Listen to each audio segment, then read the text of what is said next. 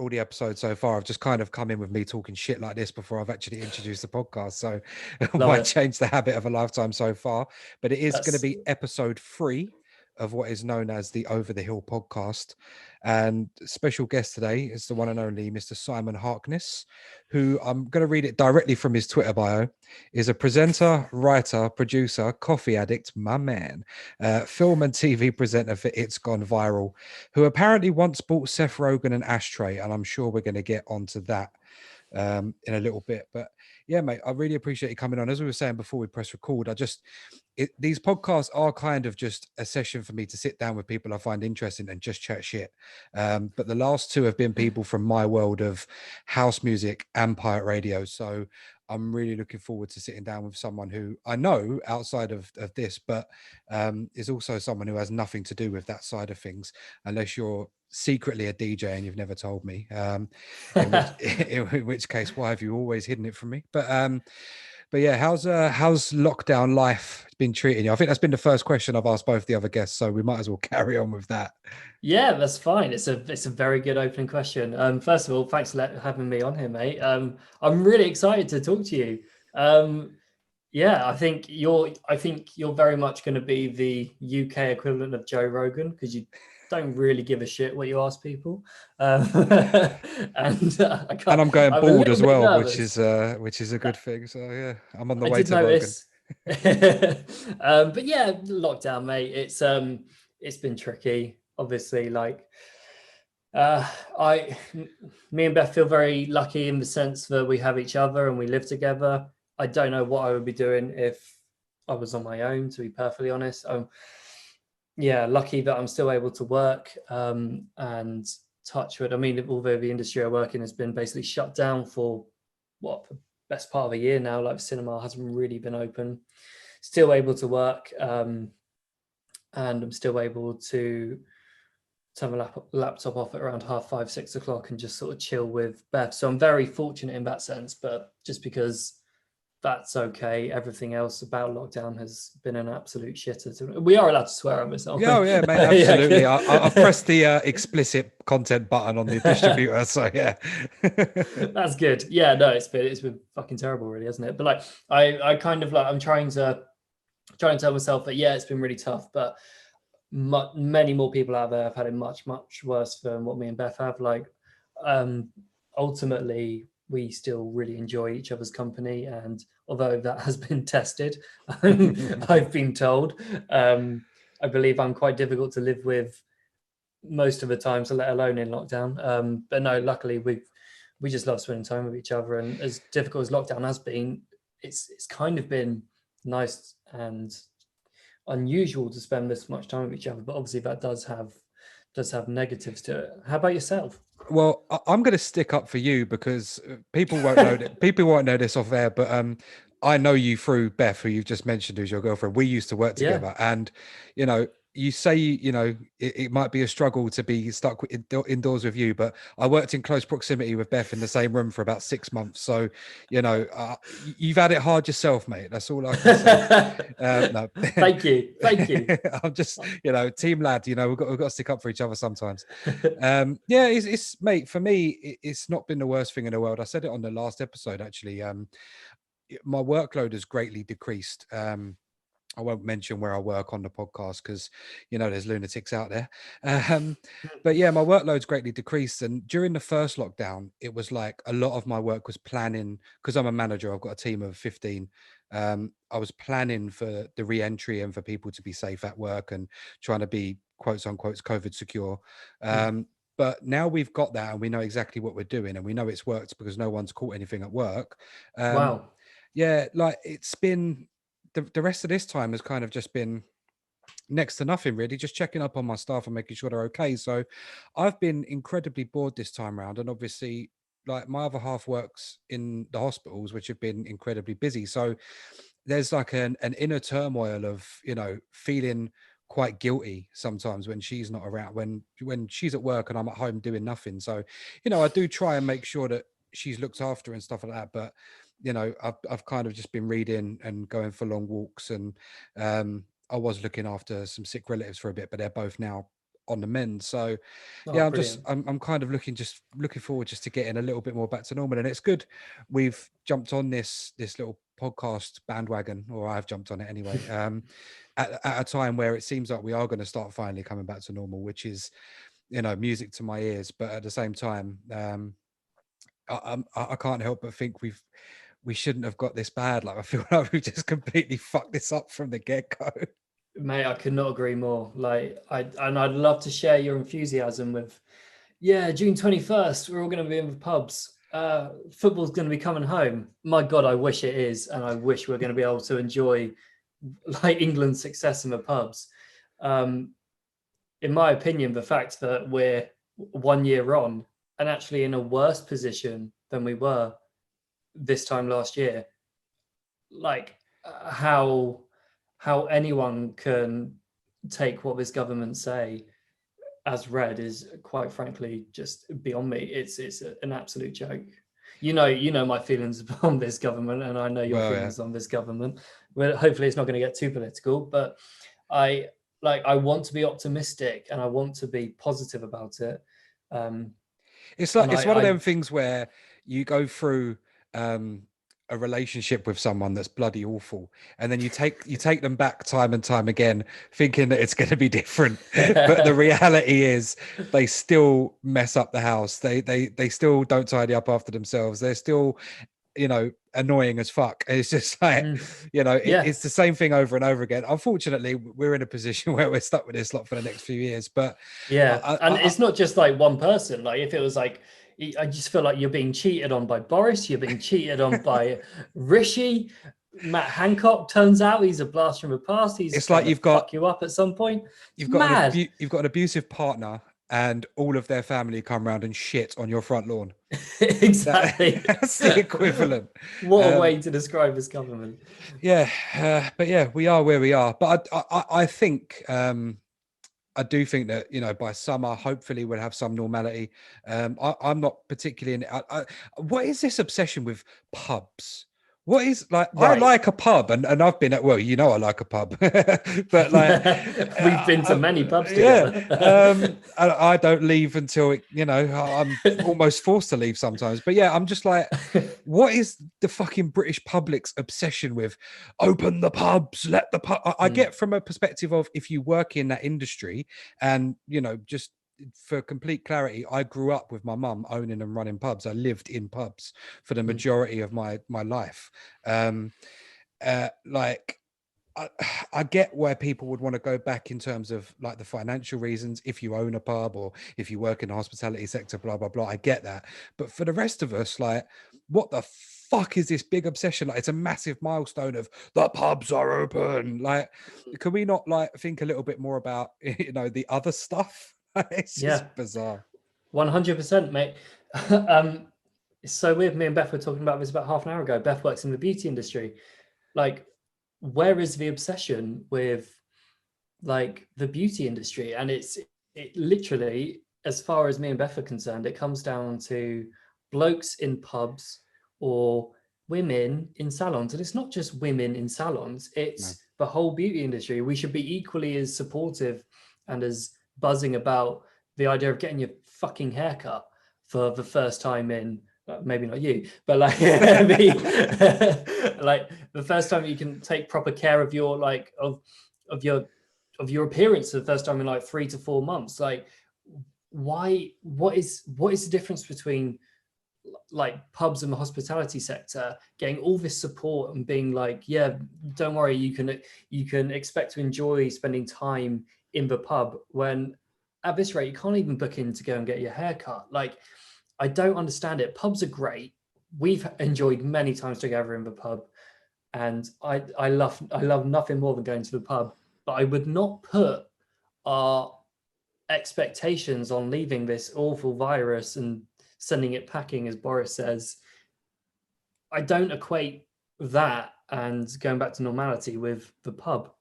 It's weird. Like, I don't understand why people, it's seen as like a badge of honor or something like that, that we should be expecting to go and enjoy the pub as much as possible. I think it comes down to Boris being mates with the prick who owns Weatherspoons Yeah, who was just like, there is in absolutely Martin. no evidence that people Yeah, transmit the virus. Mate, the fact I, that the geezer that runs Weatherspoons seemed to be the yeah, chief scientific advisor this time last year did not give me exactly, any hope at all. Between that exactly. and shaking hands with people, I was just like, we're fucked. We are But absolutely fucked. we are, and it turned out we were, and it just like it bothers me from like the fact that like cinemas had to close because obviously that's like the Now industry that I'm I miss, passionate that I about. really miss. I don't care that much Yes. about the pub. I want to go into, bruv, James Bond was coming out. The new James Yeah, Bond was ready to yeah, fucking roll, and yeah, just blown out of the water. I mean, it yeah, has been really, really shite for films, and I'm sure we're going to get into that conversation because it's where I know you shine, especially with some of the stuff I've seen you often speak about with regards to film and TV. But yeah, like I miss. I miss mm, that feeling. Like, you see memes now of like people taking pictures of cinema corridors, like, oh, I miss this feeling. I'm one of those people. Like, yeah, one of the things that me and Joe tend to do the most is probably go, if it's not going out to an actual restaurant, it is going to the cinema. Like, yeah. I'd take those things over pubs any day of the week. I'm dying to go and watch a big screen somewhere. I bought a 50-inch TV because my other TV was too small to feel like I was watching movies. I was like, oh. So yeah, I can see it in the background as well. It's a phenomenal TV. no, that's the old one. That's the 36. That's the old one. Oh my God! Wow, That's the bedroom one. Yeah, that's the bedroom one now. That's the 36. The 50's upstairs, in the that's other room. fantastic. But Yeah, I yeah, I had to feel do like it. with like the cinema, like the fact that like so few cases, literally, I think it was like under 10 cases were discovered in like to have been transferred through the cinema. Yet like there was nowhere near the amount of support or the public outcry to save cinemas as it was to go and like sink pints with your mates, because like understandably like the idea of opening a pub with social distancing, once you've had 3 pints, you do not care the amount of people you've seen like buy gear off people in pubs who they don't know, like after 3 pints. You think like after 3 or 4 pints that they're just going to suddenly start respecting people's like personal space? No, all manner of shit goes on in pubs. Like it's just mad, and so it's so like it's so upsetting to see the like the level of public outcry and the sort of the bastion that is the pub. It doesn't get the same. It doesn't get the same. Like the like film industry doesn't get the same protection. The hair and beauty industry doesn't get the same protection.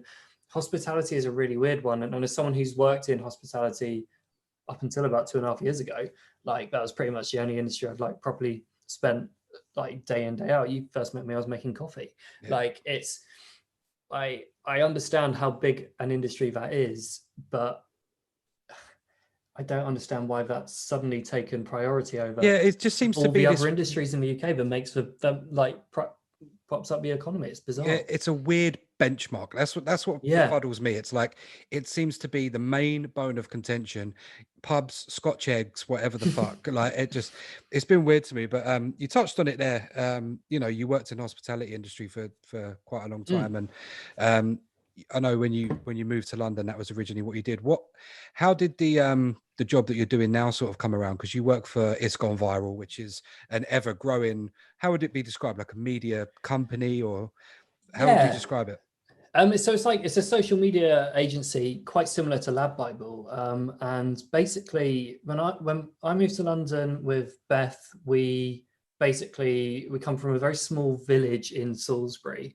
It's called Downton, and it's very very small. And I had I was getting a bit frustrated with the lack of opportunities there. It's weird when you turn 18, you're like, right, I've got so much time to do anything I want. And then the next thing you know, you're sort of like 23, and it's like, oh my God, what's actually happened? So it was kind of like a move to London to say, let's just do this. If we fail, then at least we can come home and we'll just sort something out. Like we'll be fine. But we just decided to move to London and pursue whatever sort of ventures we wanted to do. And after about a year of moving to London, I was starting to do presenting for a company. It was for a student magazine, and they basically I got in touch with them and I said, I've got all the equipment, I'm a presenter, and you should be doing like videos with a presenter in it. Can I be your presenter? And they were like, yeah, if you can film it and get us these opportunities, do it.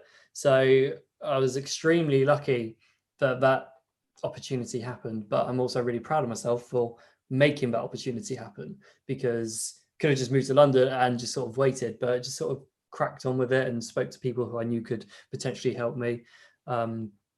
And then after about 2, maybe 3 years of doing that, this opportunity came up at It's Gone Viral, where they were looking for a film and TV person to put kind of like edit clips together, like who saw last night's Bake Off? This person was a bit of a tool, weren't they? Put those sorts of things together.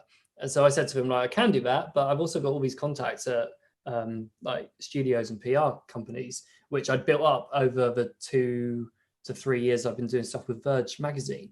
But it all makes sense to make our own content with celebrities. You're a much bigger platform than I think people realize. At this point, I joined, we were on 1 million followers. We're now at like 7 million followers. And it was just like, there was just this amazing opportunity where I was able to talk to the owners of the company, because I think I was the 6th hire of the company.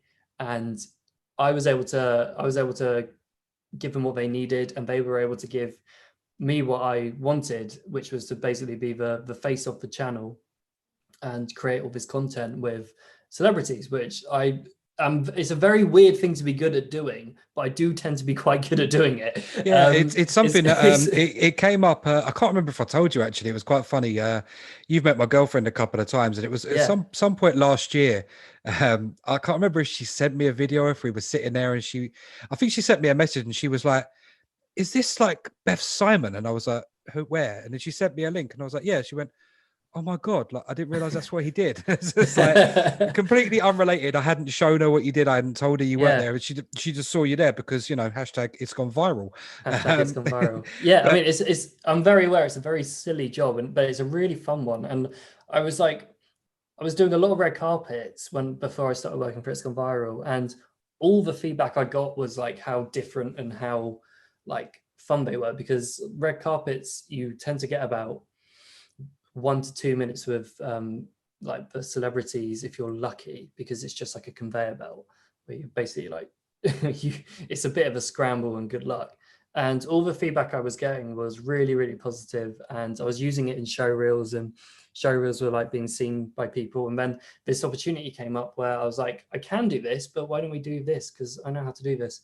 And yeah, It's Gone Viral have been amazing for me. And yeah, it's get to do a job which I absolutely love, which is basically, I feel very, very lucky to be doing it. But it's not without its stresses, because people see my job and they're like, yeah, you got a great job. I'm like, yeah, it's a great job, but fuck me, it's really, really stressful at times. Because there is so much responsibility. Because I could go in, if I did an interview tomorrow and I asked inappropriate questions and was like thought to be creepy, or said like a political view which was like ill thought out or ill researched or something, like I would never do all of that stuff anyway. But like when you work for a company like this, you really have to think about how you come across. And touch wood, there's been like 1 or 2 interviews which have been,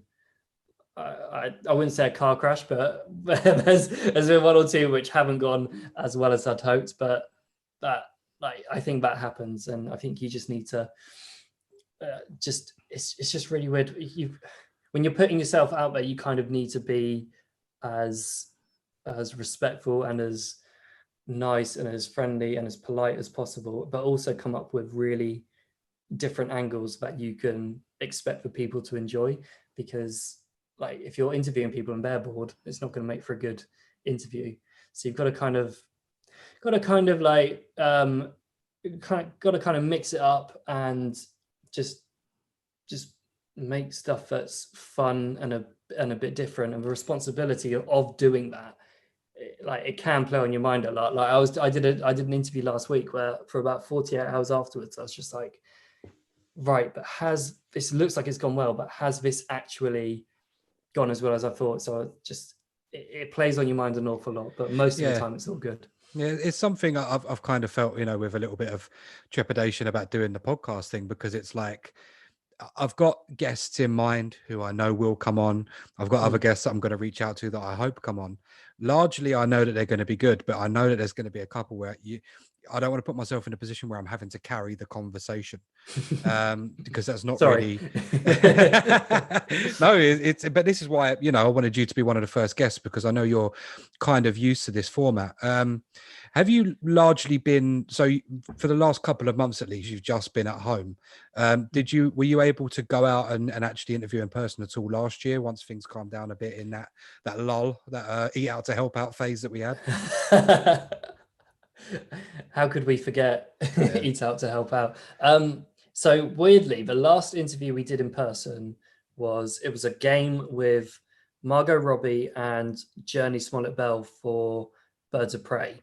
And Birds of Prey came out in February last year, and it is mental to think that the last in-person junket I did was with someone the size of Margot Robbie, because she's like one of the biggest stars in the world. And everything, that was the last one we've done in person, and ever since then it's all been done on Zoom, which is really like it's a really difficult one, because as you'll know, if you're interviewing someone on Zoom and there's a nice angle for you to interject in, you have to time that perfectly, because if you're doing an interview and you go, oh, tell me about that, but they've continued talking, you've lost about 3 seconds of audio. Yeah. And so in person it is so much easier, because you could be like, say, oh yeah, that was really fun to film, and that little pause there, you want to say, oh yeah, tell me about it, and they're literally just pausing to catch their breath. In person you can jump in and say that. Over Zoom, if you do that, you've just completely fucked up 3 seconds of audio, and it's not fun. But yeah, Margot Robbie was the last person who we did in person, and yeah, I mean, like, that's a pretty good name to have as the last person you did in person. And fingers crossed we'll be able to get a few more done in person this year as well. Yeah, I think so. I think, as we were talking about before, I can see things going a bit more back to normal by probably more towards the end of the summer. I still think a lot of people are going to be very cautious, and rightfully so. I don't think we should be rushing this.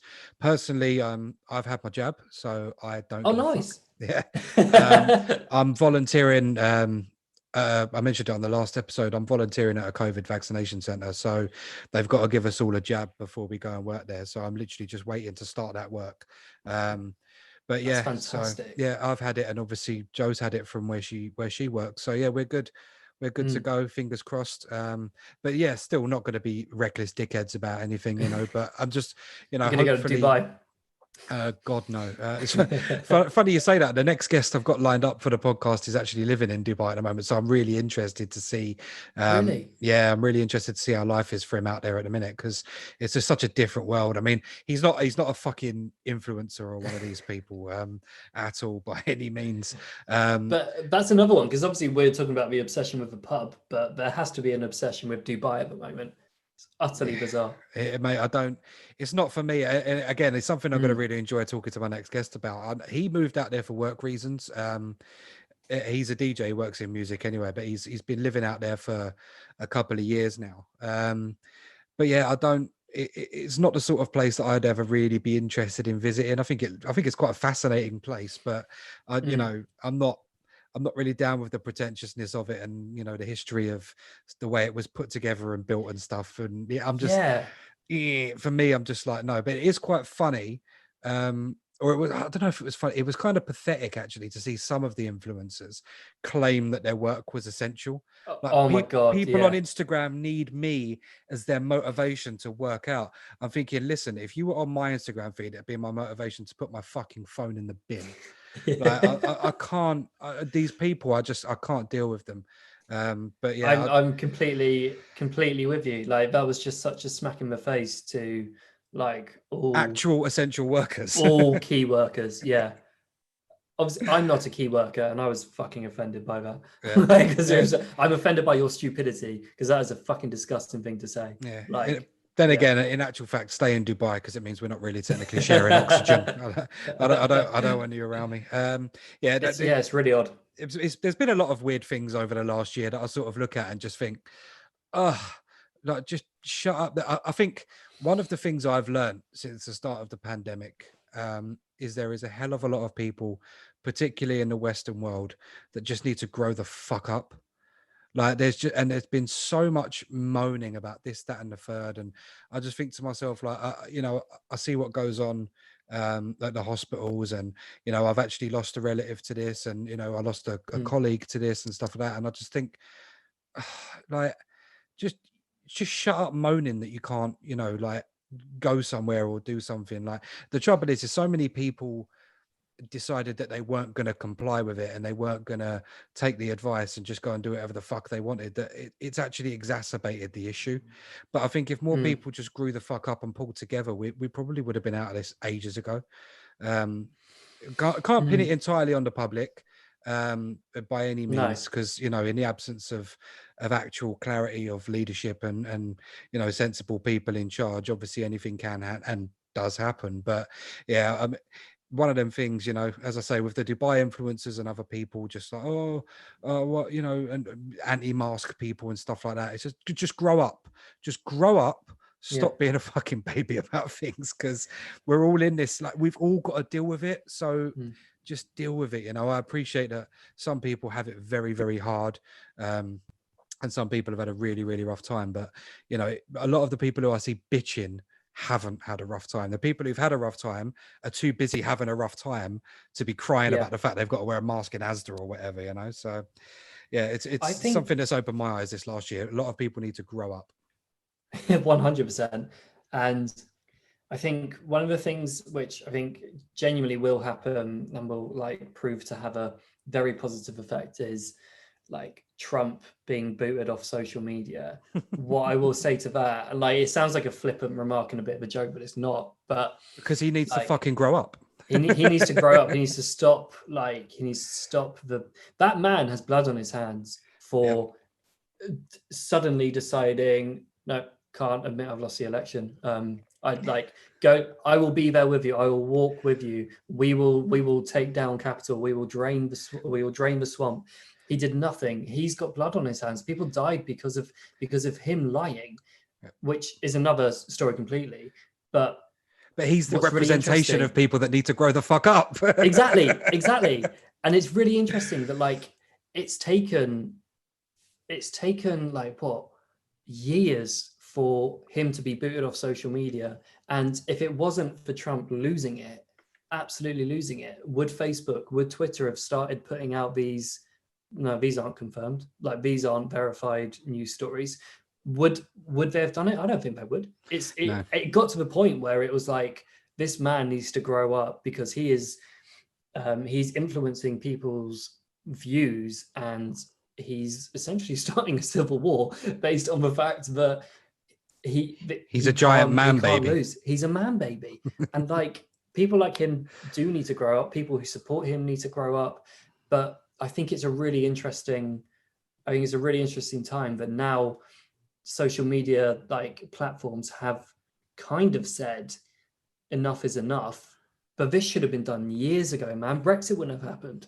Brexit would not have happened if those rules had been in place 5 years ago. The problem why has it taken this long? Well, they made too much money from selling the data, basically. Yeah, that's it. That is the advertising data and stuff, and that's been a big issue. I mean, yeah, I think he's the main example you could point at, but there are a lot of figures in media and stuff. Again, Piers Moron being a prime example. Now, where do you lie with Piers? Because I tweeted this morning, I'm so disappointed, because it seemed like last year when he was the only person who he wasn't the only person holding the government to account. There were other people, but he was the one that had the biggest platform and had the loudest gob, basically.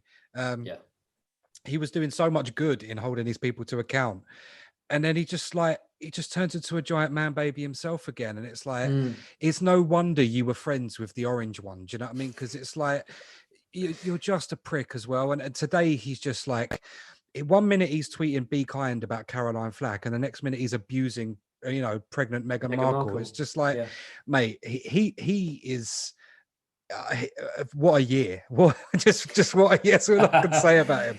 But it's not he's like the sort of the one at the top of it, but there's just so many figures in the media now that are just that honestly, some of what's going on, a lot of it does boil down to, and I'll come back to it, people need to grow the fuck up.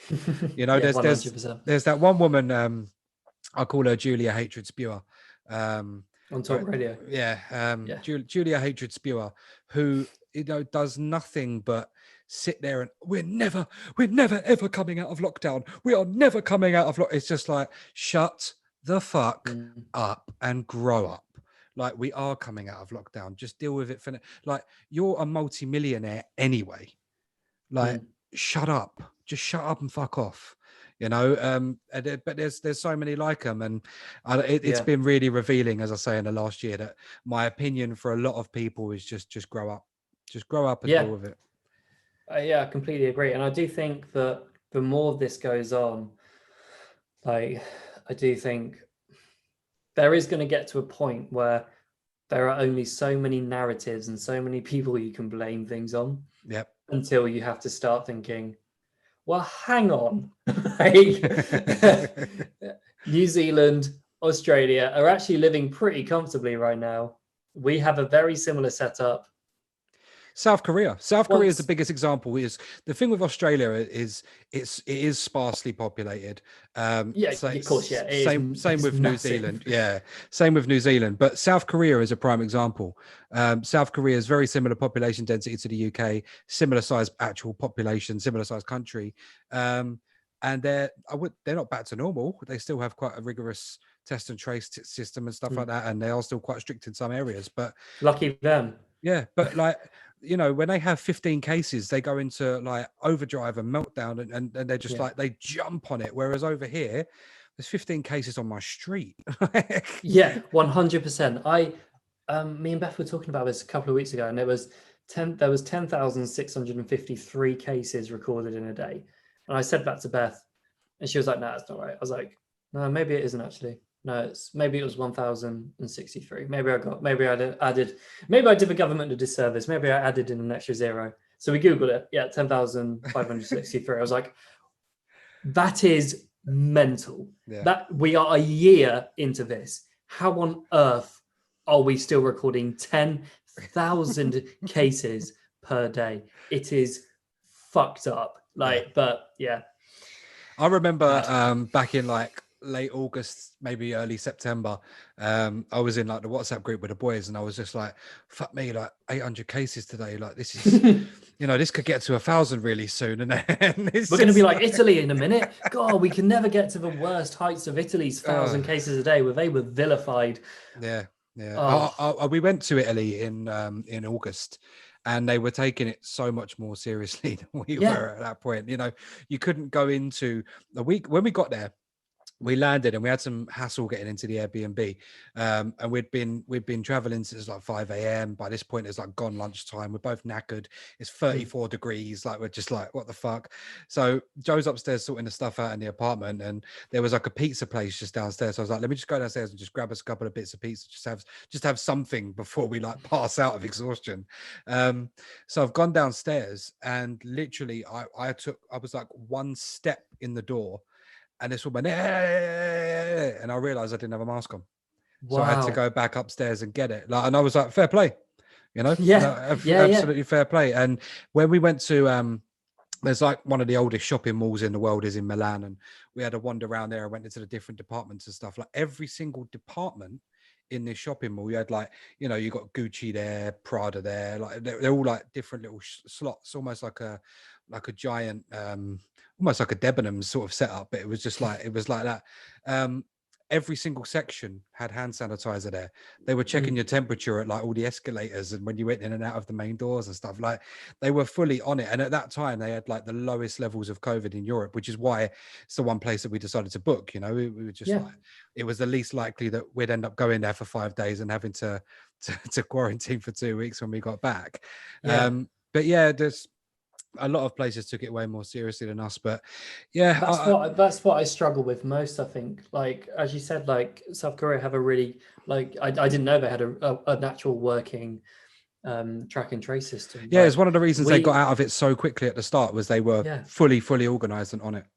and like I had no idea about that. So like it, and that's what I think bothers me the most. Like we've spent like billions on like it is corruption. It is just corruption, and it bothers me and it upsets me because there are so many people who have lost. Like I lost my granddad to COVID. You lost like colleagues and family members. I know pretty much this has affected pretty much every single person in the UK, whether you've like even not just from being the fact we're locked down, but the fact that you've probably lost a family member or at least someone you knew because of this. And it's just so maddening to think that like the countries who we vilified, such as Italy, because they had a really high they had really high cases, and then as soon as we like zoomed past their cases to like 2,000 a day, it was like, oh, so we're not going to shine a light on the fact that we're Yeah. actually now still in 10,000 cases per We day. stopped I think that's comparing what kills me. ourselves. We stopped comparing ourselves to other countries when we were doing worse. But now we've got the vaccine. Yes.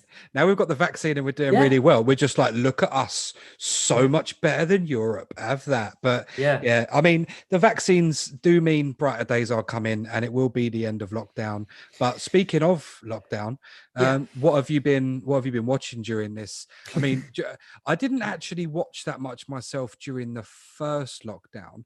I was kind of just flitting around doing random bits, and as I say, I actually had a fair bit of work on during that time. But this last one I've been watching quite a lot. So what's been on your Netflix watch list over the last couple of months?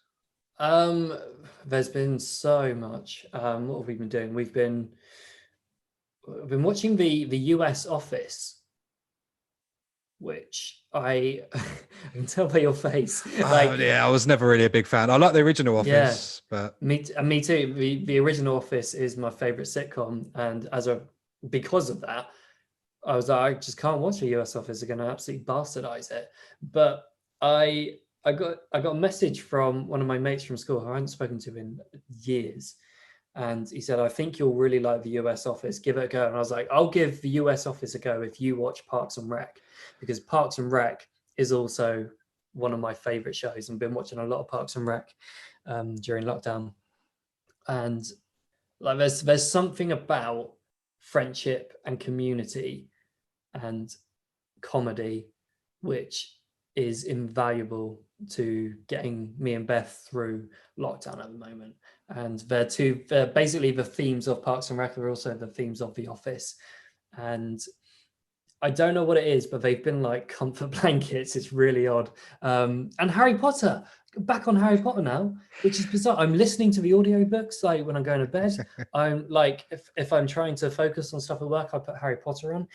It's really weird. I guess maybe it's like it's wanting to feel a bit more safe and secure. So I'm watching shows that I know I love. I'm listening to things which I know are going to bring me some sort of comfort and joy. But yeah, I would say we've really been getting into The Office. Parks and Rec has been amazing, and yeah, we probably watch a Harry Potter film at least once a week, like just at some point, just to have it on in the background. yeah, I've usually sometimes I'll flick through like the Sky movie channels, and they'll have like 5 or 6 Harry Potter movies on like just back to back. And Back if to I'm just back. if I'm just doing stuff indoors, I'll just put it on, and it's just there. Like Yeah, if even if I'm there just has to reading or be. something like that, it is a comforting thing, and it's something Joe mentioned to me a while back because I do tend to. I've definitely watched the same thing like a lot of times. Like I sat last Yeah. night, for example, in bed, and just on my way to bed, I just sat and just watched Superbad for no reason. Like other than the fact that I know it's a great film. And Joe was saying to me ages ago that one of the reasons she thinks I do it is because I know exactly what's going to happen. Therefore, there's no Yeah. like anxiety or anything like that. And she's right because I recently watched Greenland, which is the new Gerard Butler Viggo film. Mortensen. No, that's Green Book, isn't it? Yeah, no, I've not seen Greenland. it's Gerard Butler and Monica from I can't remember her surname. She's the wife in Homeland, and she's also Deadpool's girlfriend. I can't remember her surname, but yeah. So Greenland it's an apocalypse film basically. It's a giant comet coming towards the Earth, and people are trying to reach Greenland because that's where the bunker is. It's one of those films, but it's actually probably the best one of those films I've ever seen. It's really, Oh wow. really, really good. It explores a lot, but yeah, obviously, given that we're living in this current time, which we probably could have come quite close to extinction at some point, I was sitting there like real anxiety whilst watching it, and I was looking at my watch, and like heart rate was like it gone from like 65 all the way up to like 109, and I was like, what the fuck? Like, and I realized Wow. that it is a big thing. I think that is why we watch those things that comfort us, and why we might listen to the same album over and over again. It's not because we would like it, but it's not because we like have to have it. It's just it's a comforting thing. So yeah, Yeah. I'm with you on that. We got into I don't know if you've seen Superstore. Superstore was a really good one we watched on Netflix. On Netflix, yeah, we got 3 episodes in, and I think it goes back to what you were just saying, that it needs to grab you immediately, otherwise you will revert back to what you know is a safe pair of hands. And Yeah. it didn't grab us. We watched 3 episodes and we're like, let's just put on The Office. And it is so bad. I'm very aware, like, this is what I do for a job, but I think I think it has to be like something in like rooted in anxiety. Well, a I'd lot of love to what know we if there was a watch study on it. probably is, a lot of what we watch is comedy and rom-coms and stuff, which is wouldn't be my first choice. I'm not opposed to it. I'm not trying to be a geezer saying, oh, what's your rom-com? But like, obviously where Joe's dealing with like death and destruction on a daily basis at work, the last thing she wants to watch is Greenland when she comes home. So Yeah, for sure. so yeah, we watch a lot of rom-coms and stuff and comedies, and Superstore was a great one because it's quite light-hearted, but it's also very funny. We also watched what was the other one? Schitt's Creek. We watched Schitt's Creek, which was absolutely brilliant. Yeah, I've heard amazing things about Schitt's Creek. I think I you'd really like it. It's weird in a way that I can't describe, but it just had me rolling. Like the characters are so bizarre. Like it's just a really really funny show. Isn't It's it quite definitely surreal and very, heartwarming? yeah, it's very Yeah. surreal, very surreal. But yeah, no, it's but we got around to the last episode, and I think Joe concentrated on it a lot more than I did. There was definitely big parts of it that I missed. But yeah, by the last episode, I was like, when you're kind of choked up for a show to be over. Yeah, yeah. I was like that with the end of that. So yeah, Schitt's Creek, it's definitely worth the sort of applause it's been getting. Well, I believe that is next. I mean, we haven't finished The Office yet. I think we've got about, and we are already starting to feel a little bit choked up about it. So, and I think we've got like another 5 or 6 episodes left.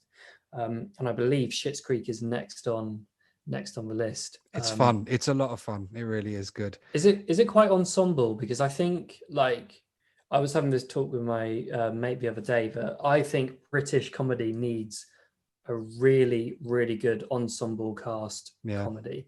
Yeah. Because what was the last good British sitcom you watched where you thought this is fucking brilliant? Because I'm gonna say This Country, and before that, I would probably say Gavin and Stacey, which was what, 2006, 2009. Yeah, prior to Gavin and Stacey, even I'm not a massive British comedy lover. I'm really not. We're in a really bad place with it, I think. Yeah, I think so. I'm not a huge there's not that many British stand-ups that I'm really into.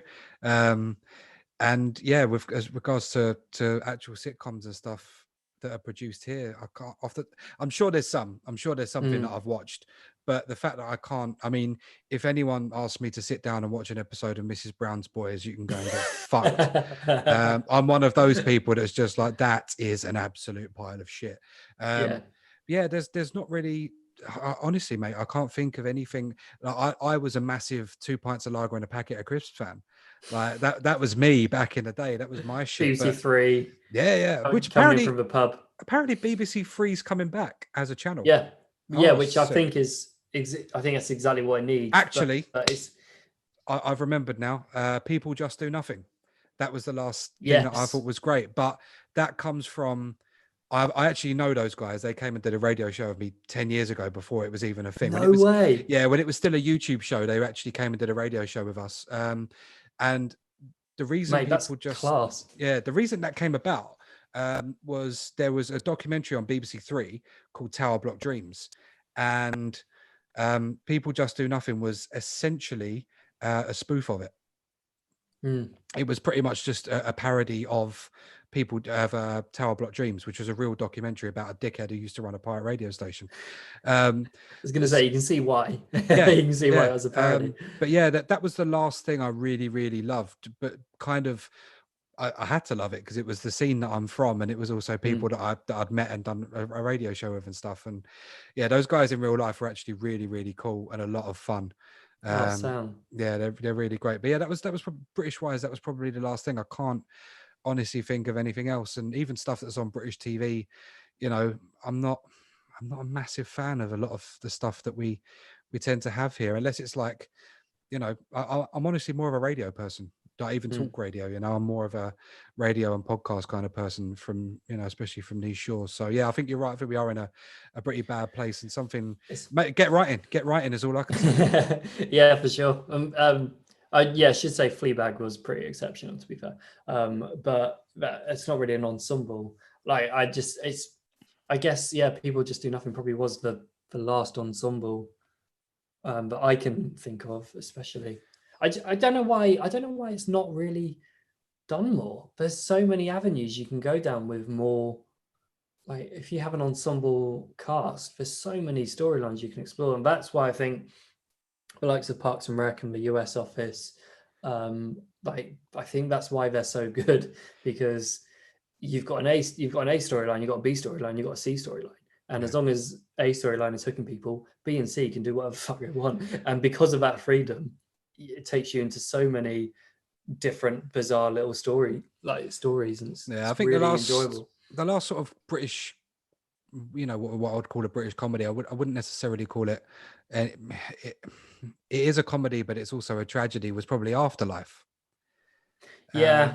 But that's not the sort of direction that you're talking about. But yeah, that for me was the last great thing I think that was produced here that I watched, in terms of comedy, but also it is comedy, but it's also a very upsetting show. So I don't want to just call it a comedy. But yeah, that was like the last thing I really watched where I was like, okay, this is fucking great.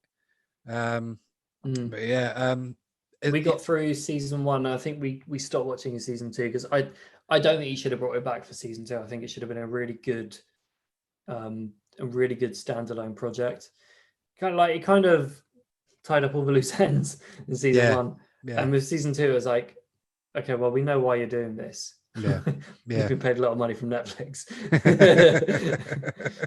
Which you can't blame anyone if they get that kind of money. No, absolutely. Yeah, on Netflix, I think we also did we binged The Crown over Christmas. We did all 4 seasons. We hadn't bothered watching it before, and then it was one of them ones that's like, you know, everyone's raving about the latest season. Should we get onto it? And I find it very interesting that they didn't tend to have a problem with the first 3 seasons, but as soon as Diana came into it, it seemed like, please make sure everyone knows this is fiction. Please, just make. And Oliver Dowden, who's technically my boss, actually, is the head of digital media and culture and whatever. He was like, Netflix need to put a disclaimer on there to make sure that everyone knows it's not real. And it's just like, well, now all you're doing is making me think that it is that real, and that everyone was that shitty to Diana and Charles was that much of a prick. But it's like, I mean, in a sense, I actually felt quite bad for Charles if it was that real, that he was never really allowed to be with the woman he actually wanted to be with, and they made him kind of be with Diana. If that's how it works, I kind of think he had a bit of a shit deal himself, to be fair. But yeah, we were fascinated by that show, and I live really close to Buckingham Palace, so I remember one night we watched it, and it was the episode where the guy breaks into the palace. Jumps in. We were walking past one night, I think it was like New Year's Day or around then, and we were looking at it just like, which way do you reckon he got in? Yeah, it's probably quite secure now. Yeah, I loved that episode because it kind of like have big old parallels with what like the sort of situation we're in now, like a lot of people unemployed. I loved it because that was the episode where he broke in to basically say can you do something about Thatcher? Yeah. Because you're the head of this country, and this Yeah. country is on its fucking ass. And Yeah. I was just thinking, like, yeah, I wouldn't be against someone doing that right now, to be perfectly honest. Yeah. I So- won't do it. No. But he was really down on his luck, and it's interesting that that is based on a true story. But he says, Yeah. apparently that didn't. He's not really even sure what he said to the Queen at that point. He said that, like, you know, that's probably those were his values at the time, and that was what was dragging him down at the time, and obviously his divorce and stuff. But yeah, he was like, yeah, I don't really remember. I was like, mental. I don't really remember being in there. I don't remember breaking into Buckingham Palace and speaking to the Queen. That's hilarious. I think it's been good though. I'm a little bit upset with season 3 and 4 because Charles Dance played Lord Mountbatten, and I thought he would have been a perfect Philip later on in life. I said this, yeah. But the guy who's playing Philip, I can't remember his name. It's he was also in Game of Thrones, actually, same as Charles Dance. Tobias. Yeah, I can't remember the rest of his name. Yeah, this is really bad. I should know this. But yeah, I thought he was very good anyway. He grew on me as the seasons went on. In 3 into 4. But yeah, I kind of felt when I saw Charles Dance in it, I kind of felt cheated that he wouldn't be in season 5 and 6 as Philip. You know, so yeah, it's really like me and Beth are not royalists at all. No, far from. Yeah. But it does strangely humanize them, doesn't it? Because like it's weird. Did you see Prince Harry on Corden's? Yes, I did. I watched show? that. Yeah, that was interesting. He said, "I'm kind of fine with the crown. It's better than the treatment me and my wife get from the papers." Like, yeah, exactly. Yeah, and like it's crazy. I was saying this earlier, actually. I was on a meeting. I was on a call. Harry and Meghan got brought up, and it was just like, I cannot deal with the double standards that, considering how fucking many people in this country bang on about Princess Diana and her legacy, rightfully so as well. Like, what an amazing person. But for like the legacy that she's left with, like the media in particular, for the double standards going on right now with how they're treating Meghan. If something was to happen to Meghan tomorrow, the outcry would just be so hypocritical. I can't fucking deal with it, because it's like, no, you're this is like, oh, Meghan's bullying people. Fuck that. You're bullying Meghan. The funniest thing was those reports came from like 2019, and that may have even been 2018, and they've only surfaced now that this TV interview is coming out as we speak. We're speaking. This podcast is probably going to drop after the interview, so that will be quite interesting. Get me back onto that.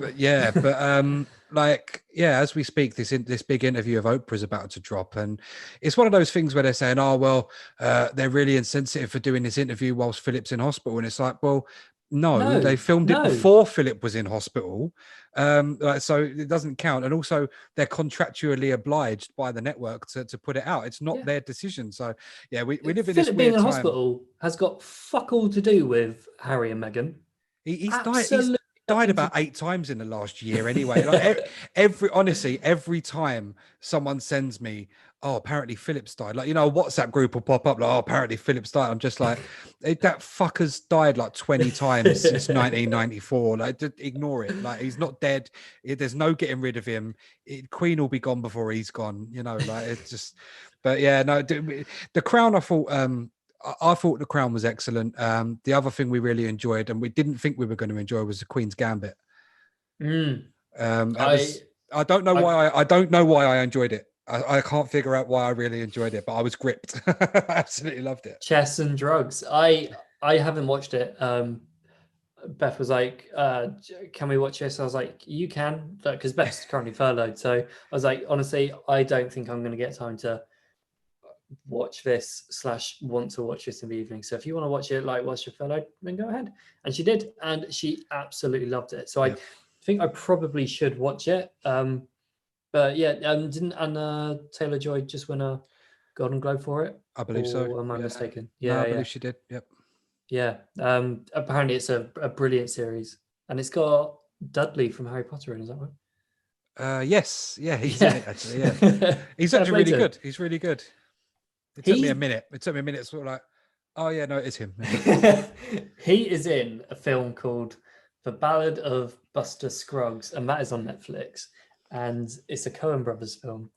And he plays an armless and a legless man who is carried around in a box by Liam Neeson on horseback. And Liam Neeson basically is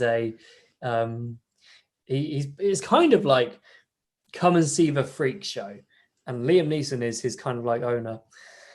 And I don't want to give too much away, but it is so weird to see Dudley Dursley with no arms and legs being trailed around America by Liam Neeson, befriending a chicken.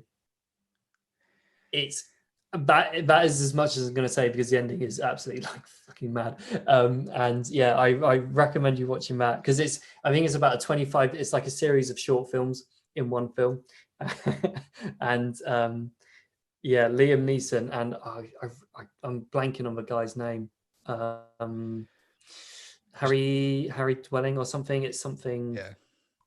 Let me get this. But yeah, you should definitely check that out, because it's very, very funny. Yeah, well, you've just rung my bell actually with that kind of plot line has reminded me anyway of a film we just watched. Harry Melling. There you go. Harry Melling. A film we just watched, which was fuck. Now you've done me, because I had it in my head and now I lost it.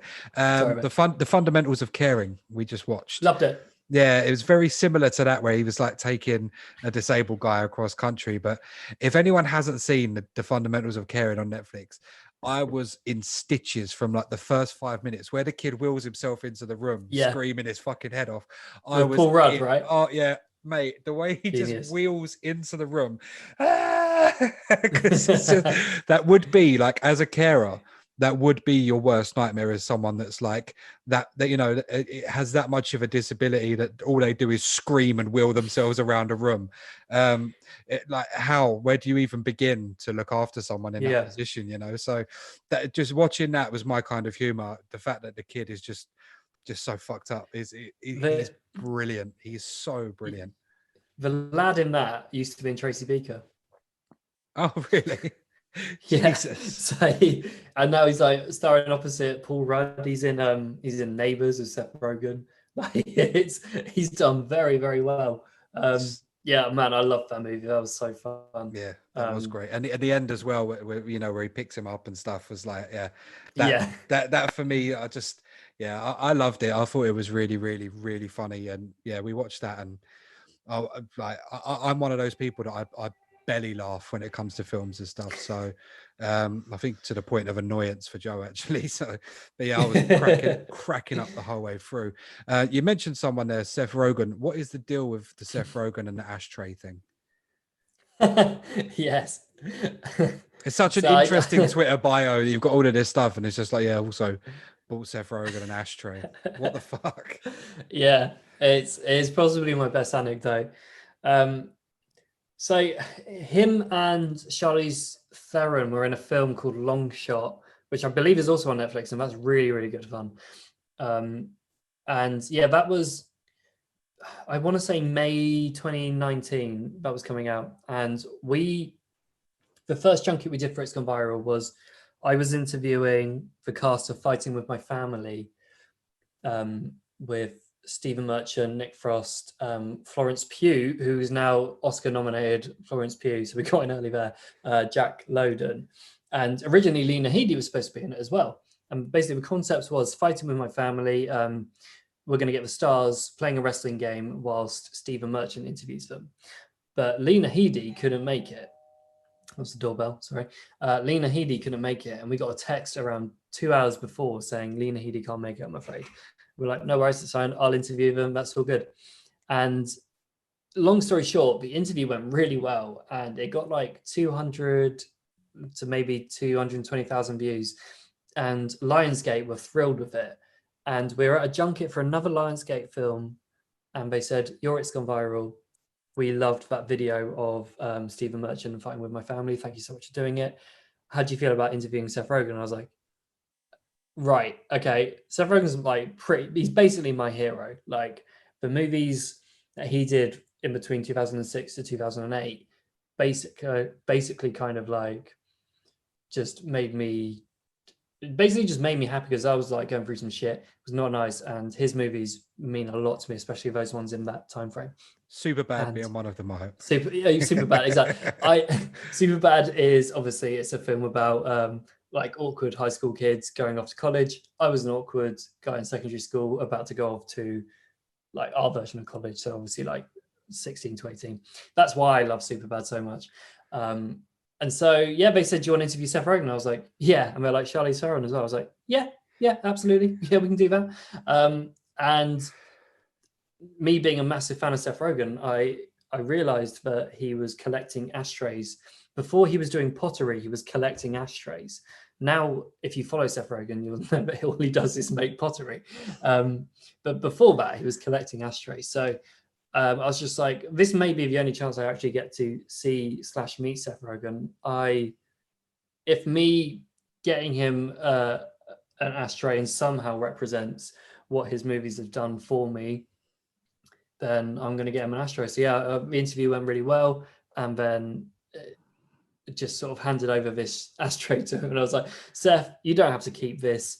This is probably incredibly weird for you, but I know you collect ashtrays, so I've got you one to say thank you for all the movies you've done that have helped me get through some really difficult times." At which point, I hear Charlize Theron go like, "Oh, that is so sweet." I was like, "This is happening. This is really fucking weird." Okay.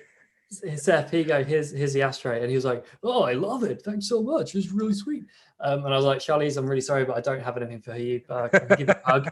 And she was like, "Yeah, let's have a hug." So I hugged Charlize Theron, really good hugger. And then Seth Rogen was like, "Oh, I'll give you a hug as well. Thank you so much for this." Yeah, so it was like the most surreal 10 minutes of my life, but I'm really pleased I did it because I was worried it would be a bit cringe, and I was worried it would be a bit like, "Oh, come on," but it wasn't on camera, and I think that's sort of the difference. That's the thing. What's the worst he's going to do is tell you to fuck off, and we've done the interview now. So exactly. Yeah. But also, like, I never really want to do like too many like gimmicky things on camera because it's a bit like, I don't know. It loses a bit of its authenticity, I would say. Like if I knew that I was being filmed giving Seth Rogen an ashtray, it'd be great to have like proof of it. But I think it would also be a bit like, I'm very aware that like this is being filmed, and I don't know if that like actually adds anything to it. I did get a really good one recently with Leslie Mann though. We were still rolling, and we had about 30 seconds left whilst I was rapping.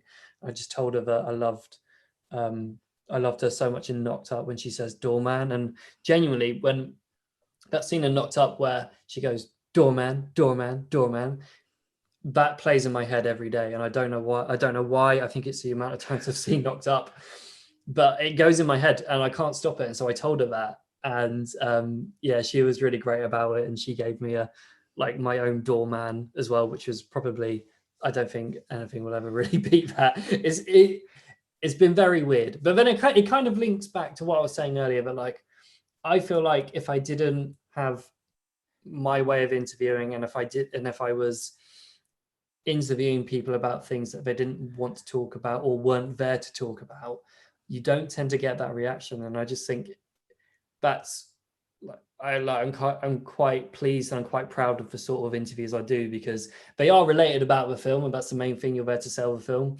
But just by doing a shit ton of research and just by watching videos on YouTube, you can uncover so many different angles to go about your interviews. So like you can make them more personable as well. Like exactly, that's the thing with doing yeah. stuff like sitting down for podcasts and things like that. It's like the first episode I did was the guy's name Sai Says, and Sai's basically, he's a DJ who used to play on the same radio station as me, and he's really made it. Like he's worked for some of the biggest labels in the world, and he's traveled the world, and he's respected across the industry and blah blah blah. But I didn't want it.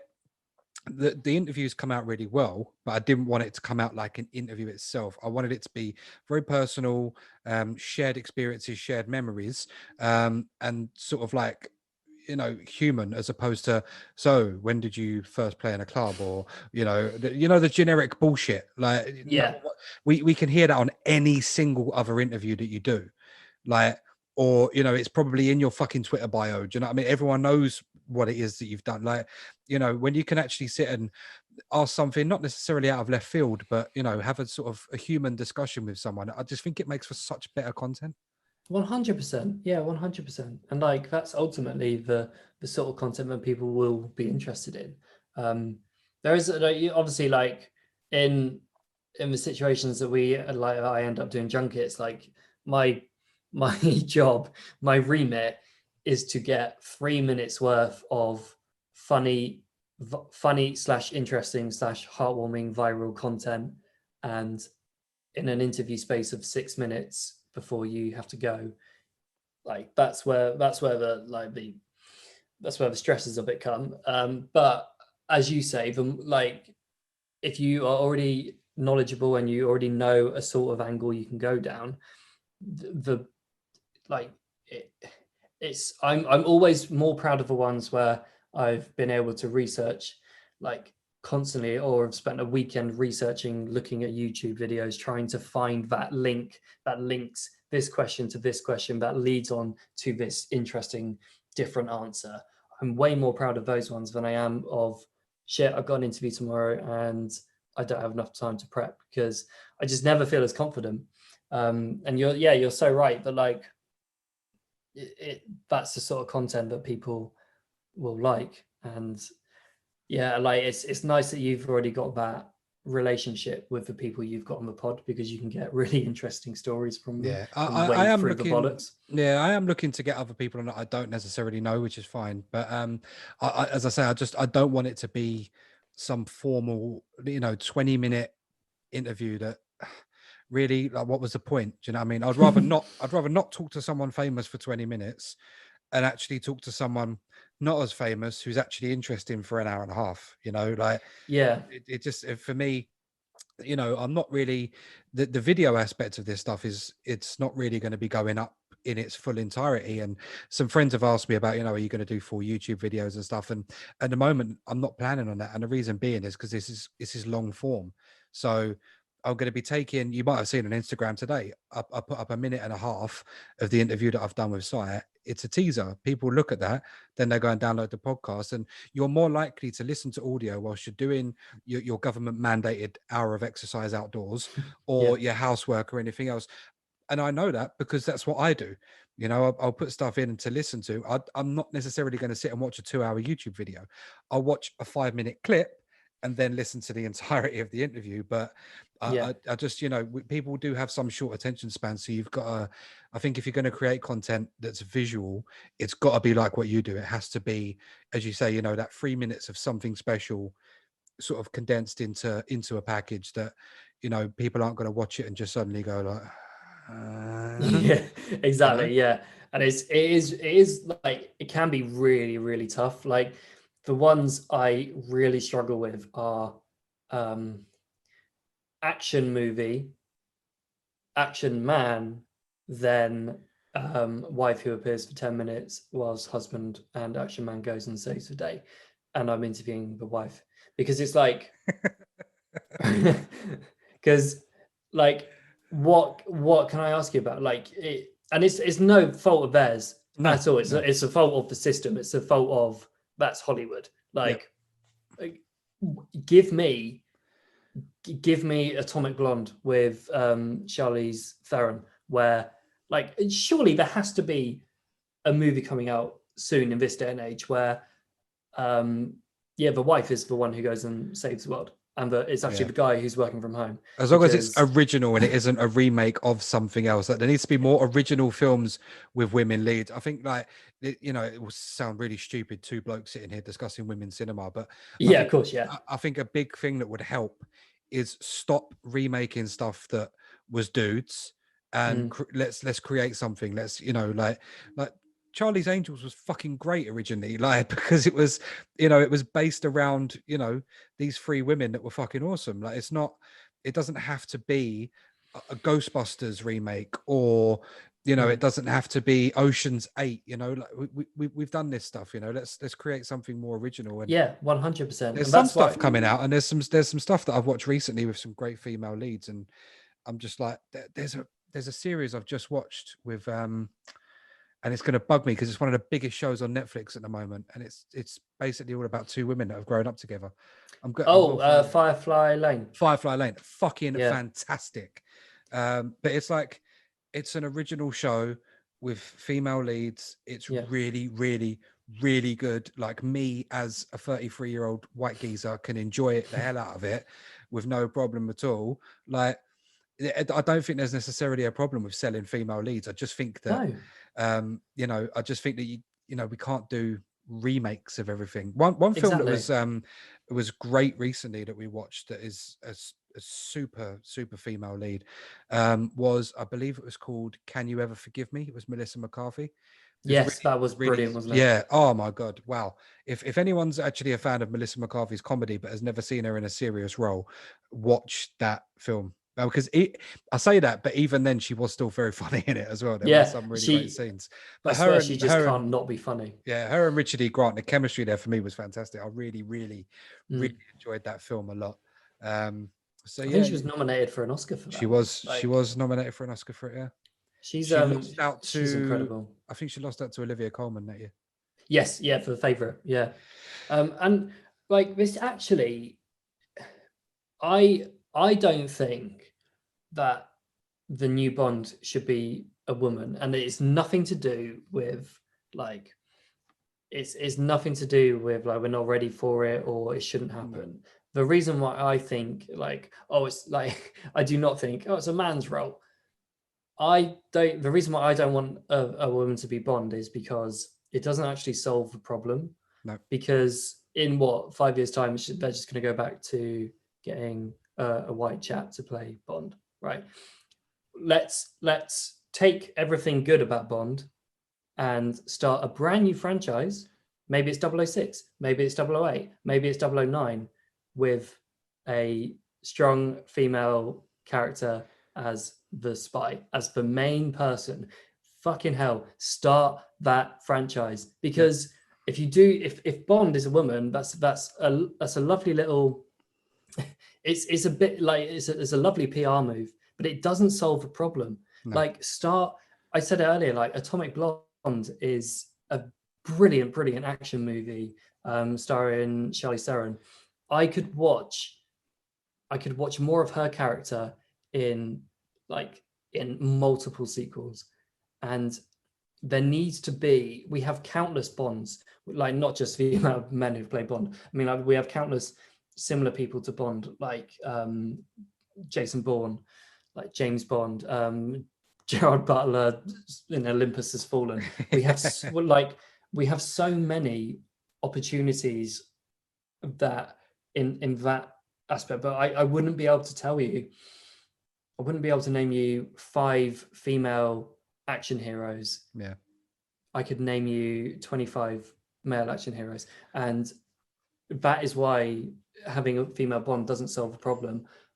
But there 100% needs to be like those roles available to women. But start a new franchise to do it, because that is the way it's going to change. Yeah, I mean, Like, you're always going to sell. Wonder Woman's always going to sell, and yeah, Scarlett Johansson's always going to do well as Black Widow and in the spin-off and yeah. stuff like that. Kind of stuff is always as part of a larger franchise. But yeah, there's absolutely room for it.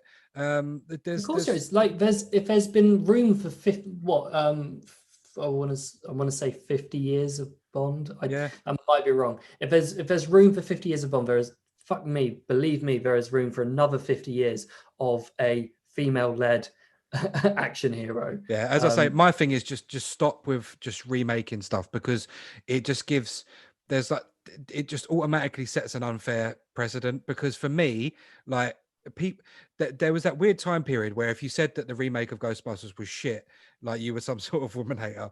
But Mm. no, I just didn't like it, and the reason I didn't like it is because fucking Bill Murray is one of the greatest human beings of all time. Dan Aykroyd's amazing. Like that, all of them were absolutely outstanding, and those 2 Ghostbusters movies, a complete genius. They're masterpieces. I love them. For me, I don't want to see a remake of that. You know, I didn't necessarily want to see a remake of, I don't know, the Power Rangers movie. You know, like, there's so much stuff that, For you know, different reasons. yeah, well, yeah, but there's so much stuff that you don't want to see just another rehash of, and to try and do it and completely change the dynamic like that, I don't know. It works in some senses in some things like comedy, like, you know, Bridesmaids is kind of seen as like the female version of The Hangover. Yeah. Bridesmaids is fucking great, you know, and it It's one stands. of my favorite Yeah, comedies of all you time. can I you can love hold it that up movie. against The Hangover, and they're both brilliant films. But you know, it's like, I don't know, with the remakes and stuff, I'm just kind of bored of it. Like, I'm done. Mm. I don't want to see another remake. Put women in good films, like give them something original, and you know, give them the ball and let them run with it. Don't put that shit on remakes all the time. It's just crap. I think yeah, originally, like, I remember studying it in film studies in college. I think the reason why they was slated, because I was studying film studies 2008 to 2010, and it was at the time of a recession where cinemas and movie studios could count on um, they could count on people going to watch superhero movies, and they could count on people going to see remakes, and that was basically what was funding and keeping cinemas open, which is Yeah. great. Now, what's the reason? Like, what is the reason? It like, we're probably gonna have to do even more now. We're in an even deeper recession, but like, yeah, it was very. I'm completely with you. There needs to be more originality, and there needs to be. There just needs to be such a reliant on those types of movies, because like, I know you're a massive MCU fan, and like, I think what they've done is incredible. Like, it's it's genius. It genuinely is genius what they've done. I think Phase 4 is going to be really interesting, Hmm. but I think I'm almost at the point now where it's like, can we just leave it for like 10 years? Yeah, I'm also wary again of remakes. So, um, Blade, the remake, is going to be like PG or 12, and I'm like, What? what's the fucking point? Like, what is the Yeah, point? Like, yeah, you know, when you've got Deadpool out there doing what Deadpool's doing, there's absolutely no reason a superhero film can't be rude, yeah. gory, you know, to the point to the point of barely being an 18. You know, like, you know, Blade was amazing. Like, Blade was absolutely, like, the original Wesley Snipes Blade was just like, wow. And I want to see it done justice if you're going to remake it, but you Mm. can't you can't lower the bar like that. You know, if they can do it, I'll eat my words. I will happily eat my words. But I don't know, man. I don't know. Trying to make you know, a child friendly Blade. It's not for me. It's not for me. No. But yeah, the next phase will be interesting. There will be some pretty cool films coming out. You know, as far as, you know, the phase that just ended, nothing for me really probably tops Ant-Man, in all honesty, because, you know, I'm just, Paul Rudd's my guy, but Ant-Man for me was just, I just loved it. And the second one, I thought it was fantastic. So, but yeah, I'm interested to see what happens with the next lot. Mm. Should be cool. I'm sure it'll be great, and I'm sure they'll Yeah, knock it out of the park. But yeah, I'm just dubious with, you know, remakes of Blade. I mean, in a sense, it is a long time coming, and I get why they're doing it, but yeah, I don't know. yeah, I'm with you. I think Black Widow will probably be the strongest arm of Phase 4. I think that's kind of going to kick everything off, and it'll be really interesting to see the reaction from that. Have you Um, watched One Division yet? I haven't, No, I mean, because I'm saving it till it's kind of like done, and then I'll just sit and watch it all. that's not a bad shout. I mean, I'm not a massive MCU fan in general, but like I said, I massively admire what they've done. It's beyond genius what they've done to cinema. But yeah, I'm like I said, I'm a little bit done with it, but I know that's a very unpopular opinion working in this industry. No, Um, I think it's good that we've, you know, Avengers was 2 years ago, and we've not really had a big Marvel film since. You know, it's kind of, yeah, it is a little bit of a decent break. But yeah, apparently One Division's brilliant. But as I yeah, say, I'm going to leave again. I'm still going to leave breather room for it, and go back to it when people aren't talking about it as much. But yeah, I do love a good superhero film. But yeah, it's nice to not have them around as much at the moment. Although, given the situation we've just been in, maybe a few new movies wouldn't have hurt. I mean, there has still been some good stuff that's come out. Yeah. The last film that we went to see at the cinema though was probably Invisible Man, and I'm not Oh, really, what a film. yeah, but I don't want that to have been the last film I went to see. When Bond was round the corner, Yeah. and Mulan was around the corner as well, I was like, those are two films I really want to see in the cinema. But yeah, Invisible Man, I thought, yeah, it was, yeah, that was fantastic. The scene at the That dinner was so table just good. done me. I was just like, whoa, shit. Yeah. Right at the Yeah, end. God, yes. completely Fantastic. weird, but yeah, it's a great film. Really great film. Another thing we saw, I can't remember how long before lockdown it was, but it wasn't too long before, was Jojo Rabbit. Oh my God, yeah. Yeah, which Beautiful. I thought that was absolutely out of this world. It I was like, killed me. yeah, Absolutely I killed me. was just like really moved by it when we watched it, and it was so funny but so dark and haunting at the same time. It was Yeah. just that but the little kid, the little kid with the glasses, that's just the Nazi, his friend. It's just fuck me, what a character that kid was. Wow. It's so good. God, yeah. I don't know what it was. I think it was I was keeping it together, and then Bowie comes in at the end, doesn't he? Yeah. With "We Can Be Heroes," and we start dancing. I was just like, "No, I'm fucking done. I'm going." Tears are falling. Yeah, that was what a movie! What a movie! Taika Waititi is just a genius. Yeah, really He's is. so good. Really is. Um, He's actually one of the reasons that I think he's one of the people, one of the key players in improving the MCU as well. yeah. I think he's been great. Did you like Ragnarok? Yeah, I thought it was probably the best out of the four movies, to be honest. Fair enough. Yeah, I think it's yeah. I think out of the Thor movies, I would agree. Yeah. Now, what do you think about Logan? Because I am very much in the minority, but I don't think Logan is as good as everyone says it is. And that concludes this episode of the Over the Hill podcast. You love it, don't you? Yeah, no, I thought it was great. I've only watched it once. It could be Right. an argument that I might need to watch it a couple more times. Sometimes that happens with me. But yeah, no, I watched it and I really enjoyed it. Uh, it's up there with some of my favorite superhero movies, or Mhm. comic. I say superhero movies. I'd also just say comic book movies, because the best for me is Joker, by a country mile. Wow. But yeah, no, Logan, I enjoyed it. I really enjoyed it. I didn't. There's the two other Wolverine films. There was the Origins one, which I also quite enjoyed, and I didn't. Isn't Will I Am in that? He is indeed. He is Yeah. indeed, yeah. Will I Am, and obviously Ryan Reynolds was Yeah. he was Deadpool in it, but not quite Deadpool. It was really quite bizarre. Yeah. But yeah, the one in the middle, the Wolverine film in the middle, I wasn't too fussed about that. But Logan, no, I really enjoyed it. I haven't really enjoyed some of the latest X-Men films, Mm.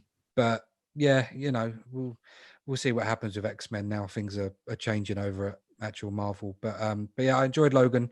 But yeah, for me, the best one is Joker, and I'm not sure that will be beat.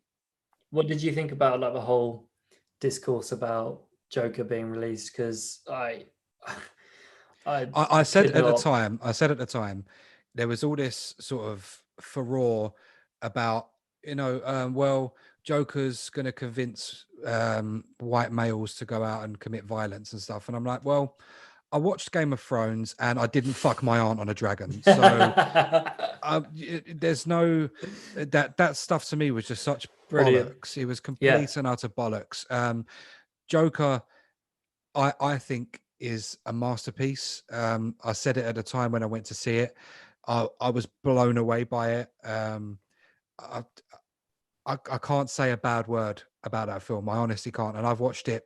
Mm. I went to see it with Joe the day it came out. We went to one of those Lux cinemas with, like the big recliners and stuff. And Fuck, I miss them.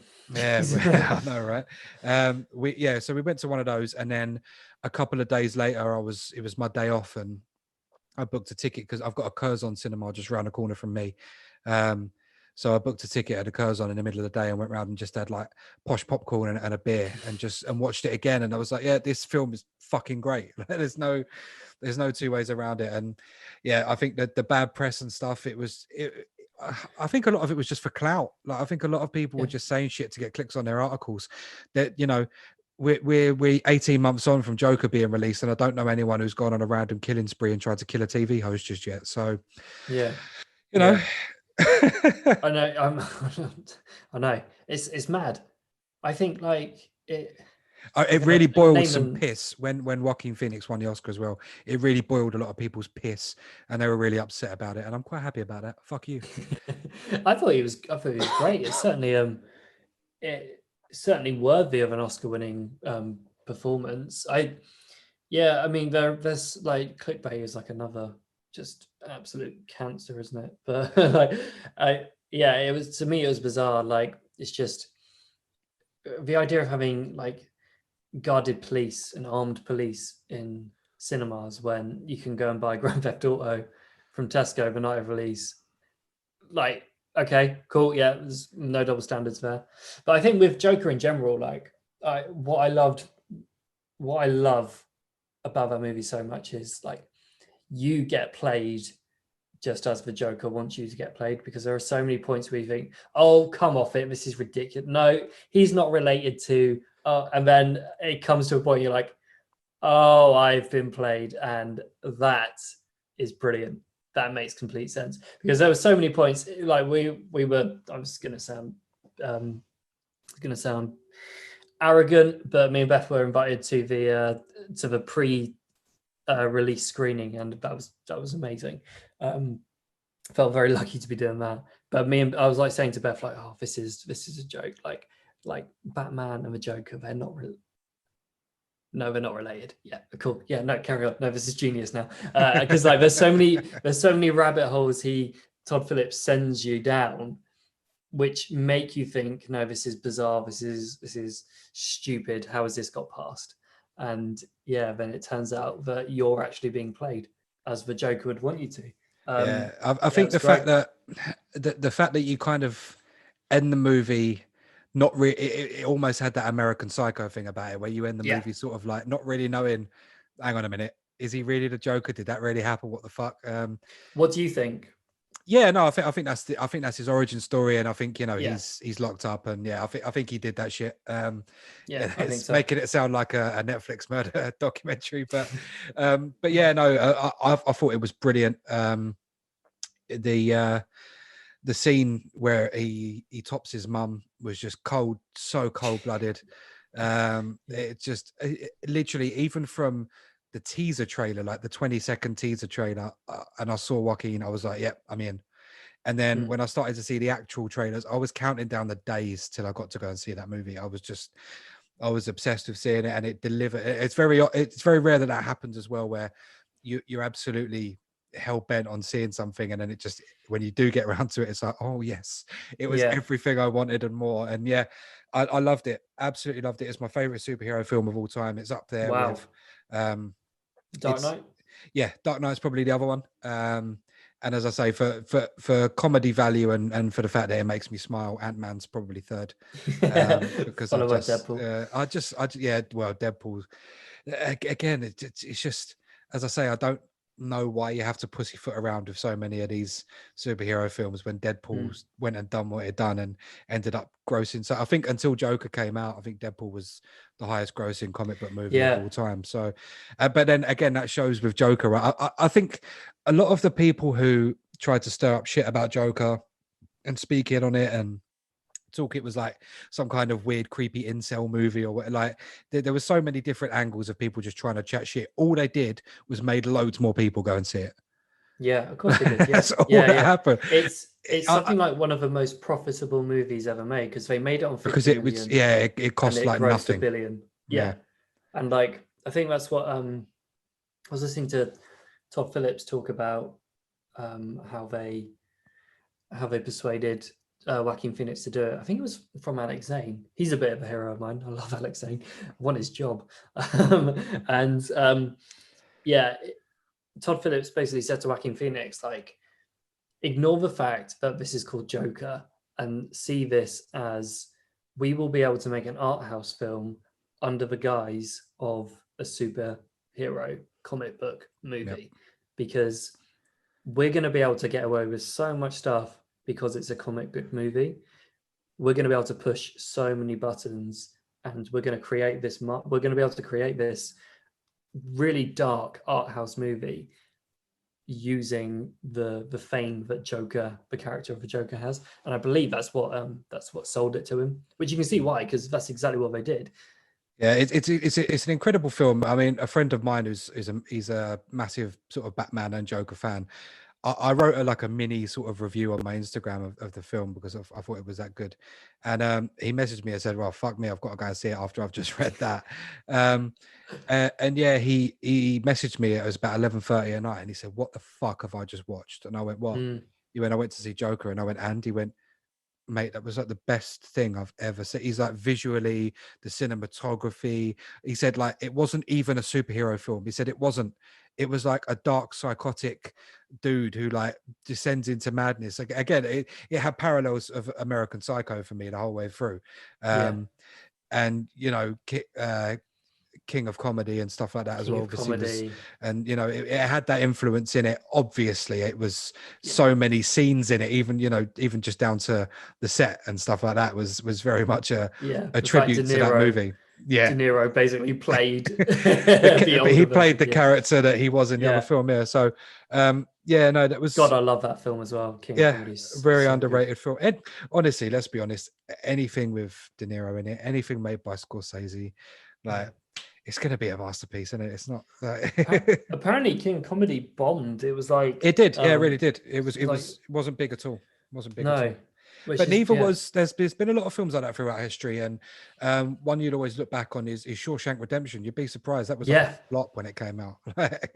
But now yeah. it's like we all sit there and go, "Wow, Shawshank Redemption! Oh my god!" But It's a masterpiece. yeah, at the time, no one gave a fuck.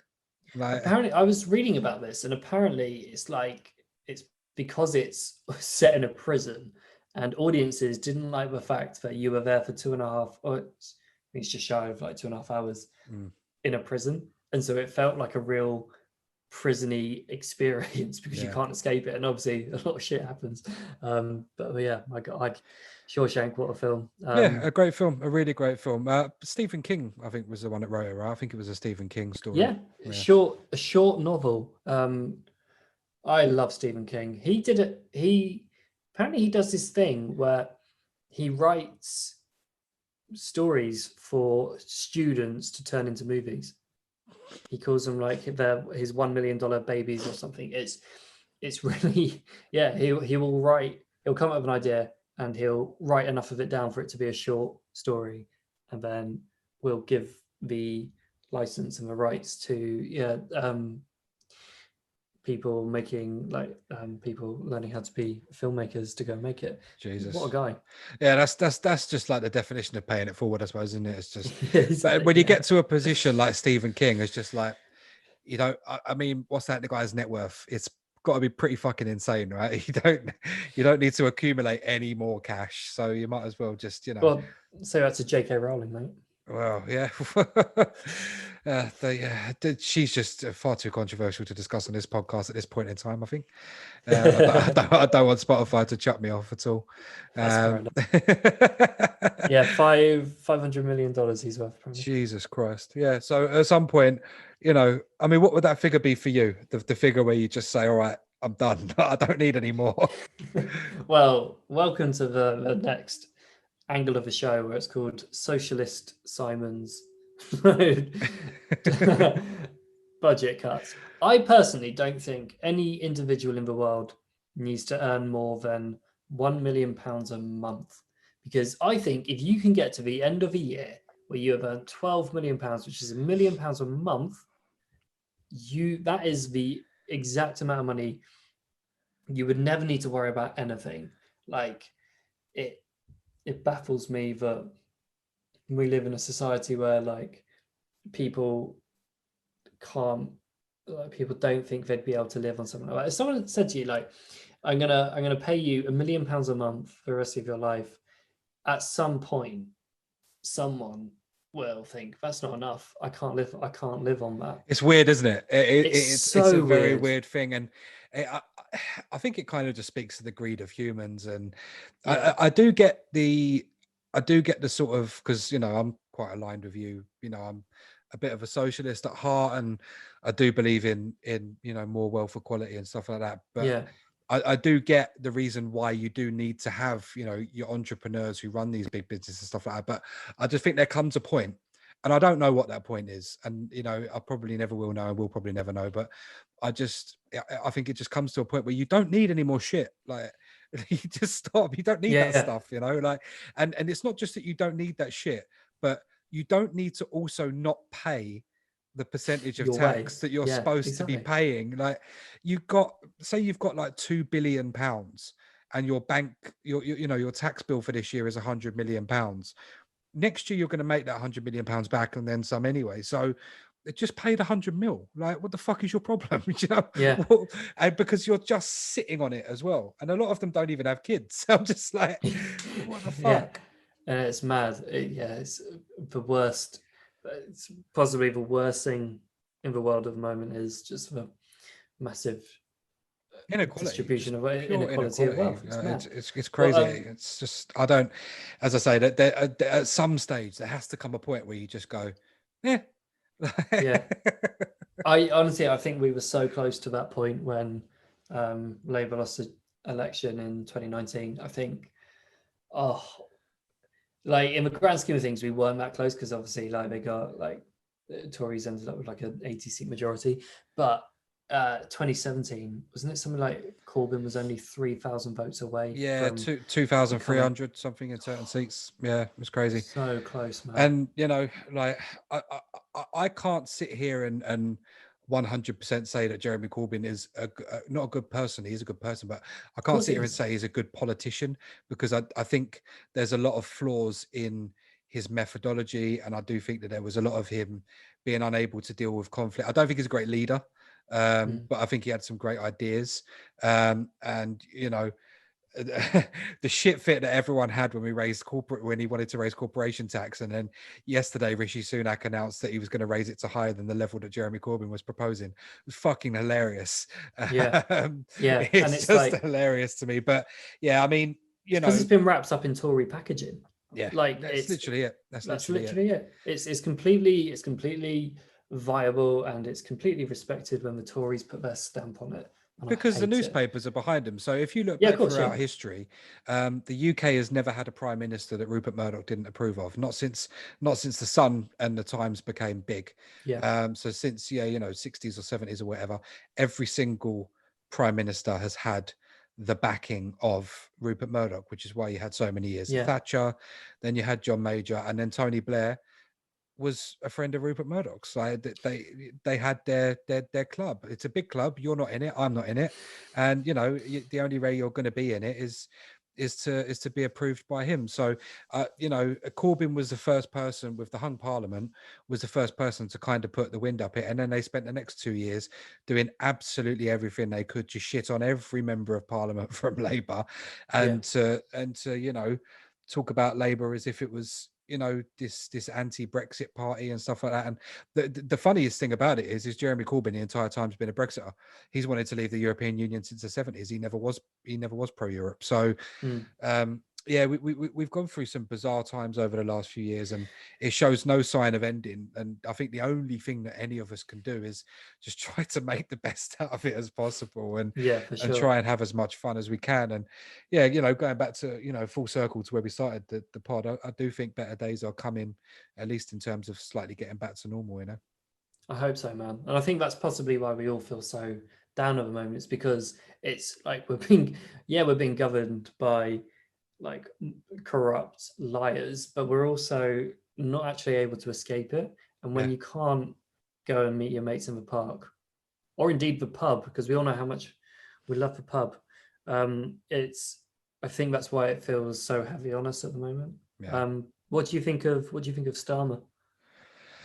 It's a whole other podcast. I'm not hopeful, not hopeful at all. Really? Yeah, I don't think he's necessarily a bad person, but I think he's shit. I don't, I'll vote for him because Mm. what other choice do we fucking have? Um, but yeah, I mean, to me, he's I think he's going about a lot of things the wrong way. He's alienating a lot of people. I really don't understand this need to have flags in every fucking video that he puts out. You know, Yeah, people that are racist are not going to vote for Keir Starmer. So there's no point trying to play up to them. I think a big problem that Labour have got and a Labour will have is, at least for this generation, we live in a country where, and I'm sorry if this applies to you and you're listening to the podcast, but we live in a country where a lot of people have had a lot for a long time, and anyone who gets told that society is still quite a racist and sexist and homophobic and transphobic place to live, um, they don't necessarily feel that giving people equality is the right thing to do because they feel like something's being taken away from them. And yeah, I feel like with people in the Labour Party and on the left in general, they are very pro progression and stuff like that, and that's great. And it's a value that I agree with. But you have to understand that the majority of the UK are isn't ready. Yeah, they're upper working to middle class white people who just aren't interested in learning the concepts behind privilege and stuff like that, and they think that by offering the chance to sort of educate people more on real underlying institutional racism and things like that, they think that somehow takes away from them, and partly it does. It goes back to that pub culture of people want to sit in the pub, not us, like, but a lot of people want to sit in the pub and they want to like use homophobic slurs and they want to use mm. racial slurs, They want to and call the barmaid love and don't yeah. understand why they get called up on it now. Yeah, and are not even willing to understand why some people might find that upsetting. I mean, on the last podcast I just did with DJ BQ, we were talking about. I said I'm not a particularly woke as fuck person, but like I understand the concepts behind why people get upset about stuff, and it's like we live in a weird country where, and it's partly driven by the media, where people seem to think that by giving equal rights to other people that somehow take something away from you. I mean, you look at gay marriage, for example, right? There were people that were vehemently against gay marriage in this country. Mm. What the fuck has it got to do with you? Like, Mm. what the actual fuck has it got to do with you? And that's my point. By them people having the right to get married, that doesn't make those people over there not have the right to get married. It just means you're giving them the same thing that you've already got. But that's like Yeah. a weird psychological thing we have in this country where, the upper working class and the middle class and the uppers and whatnot, they can't grasp that concept. They just, for them, equality, when you live in a position of privilege, equality feels like oppression. And Mm. that's the bottom line. And that's why, Keir Starmer's trying all this stuff with the flags and things like that and trying to make out that he's one of the lads or whatever sort of thing. And that's why Boris Johnson does so well, because people think that he's this bumbling oaf who says some racist stuff and has said homophobic stuff and whatnot. And he's one of us. We go to the pub, and maybe that's why this whole pub thing is such a big deal in the House of Commons now. I don't know. Maybe. Yeah. How's Starmer sitting It's with tricky. you? I loved Corbyn. I'm with you, but I don't think he would have been. Like, I don't think he's necessarily a great leader. I think what he did was essentially he told the truth, and I think he's a good he leader of people. I don't necessarily think he's yeah, a good oh leader yeah, in a sense of his own party. he galvanized he galvanized a group of people in young students who've never been asked to vote before, and the reason why he was able to connect with them is because what he was saying is true. Like the the reason why we have a criminally underfunded NHS is because the Tories don't care. They're trying to sell it off, and you paying 20% tax is, quite frankly, an outrage when you've got Jeff Bezos paying 1% tax. Like that is fundamentally true. I will argue till I'm blue in the face and my opponent is blue in the face, but people like Jeff Bezos should be paying more tax because you've benefited. What surprise, you're a straight white male. You've benefited in this system that works for you. Now it is your turn to give back, and it's criminal that they don't. So I loved Corbyn in the sense of what he said was true. Starmer, I think up until 3 months ago, I was on board with what he was doing. Realistically, it's really odd, right? He identifies as a socialist, and I've looked at his voting record, and I see a bit of a centrist, but I see more of a socialist with his voting record. Where I've come unstuck with him recently is when he took over, he said, we don't really need to change much about the Labour Party. We just need to, like, the manifesto was good. We need to tighten it up. It's what people want to hear. In the last 3 months, it's like he's kind of forgotten that, and he's started chasing, as you say, the racists and the bigots, trying to get them on board with the Labour Party. They're never going to vote for Labour, as you say. Now, deep down, I really hope that he's true to his word and he is a socialist.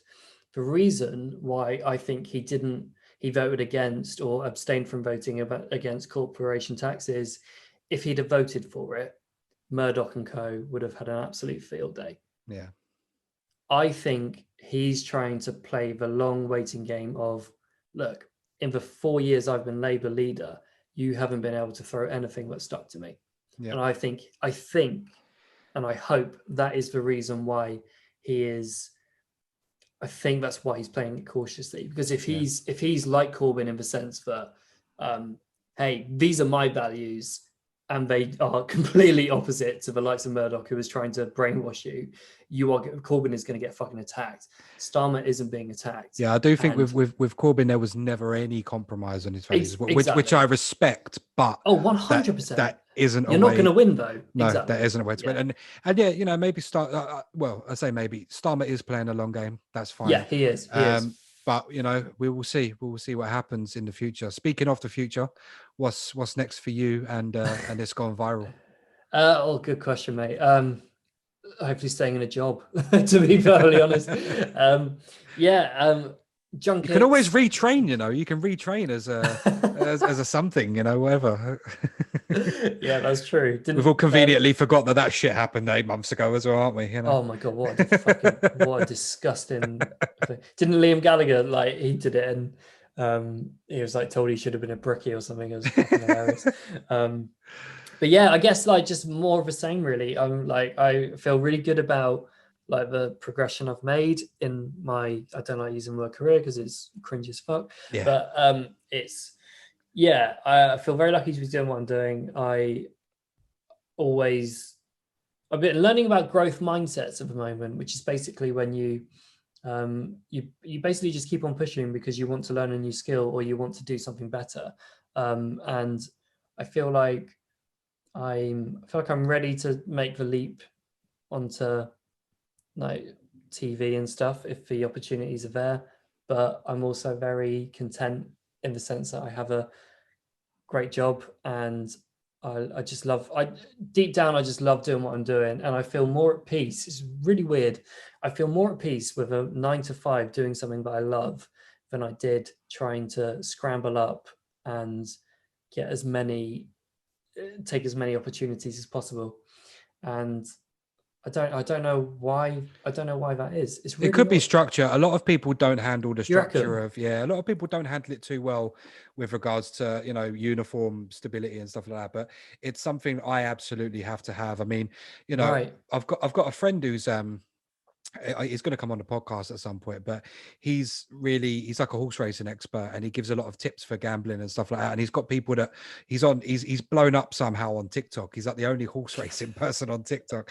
And for that reason, he's been able to launch his own brand over the last couple of months. And he's absolutely killing it. But he has this structure that's just, it isn't like, you know, he'll be up at 4 a.m. and he'll do a load of work. He'll sleep for a couple of hours. He'll get up and do it. And he's very much all over the place. And he's doing that whilst he's got a kid and stuff. And, you know, doing this podcast, he's sort of, I've edited some content and stuff from before, audio wise, because I'm pretty savvy with that based on, you know, years of DJing and radio and productions and stuff. So, and he's talking to me this morning about, you know, coming and working for him, you know, and, you know, him actually hiring me and stuff. And I'm like, yes, in a part-time sense, but I couldn't give up my day job, which is it's 8 to 4, not 9 to 5, but I couldn't give that up and go and work doing the freelance stuff like that, because I need that structure, and I feel more at peace with that structure rather than working around all these crazy hours and different appointment times and stuff like he would. So I get what you're saying. There's definite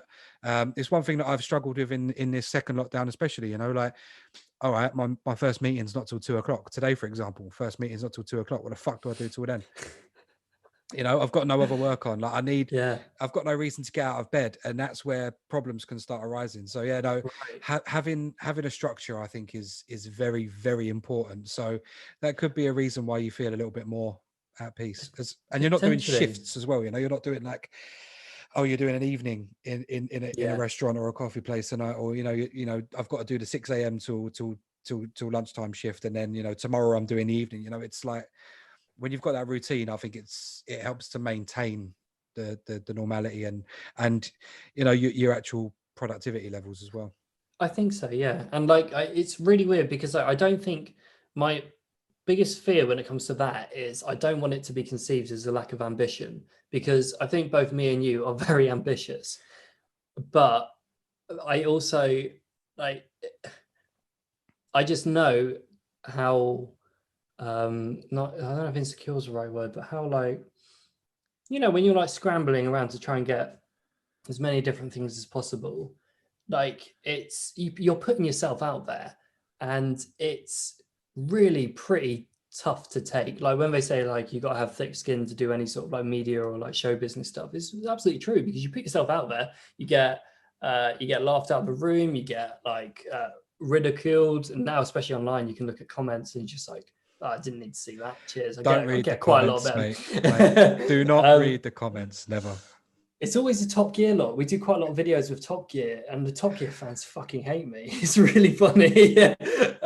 But yeah, it's weird. Like, I really like the fact that I've been able to build up the contacts and the content I've done as a full-time job, and I would much rather continue doing that than go back to uh, being worried about when the next big gig is for me.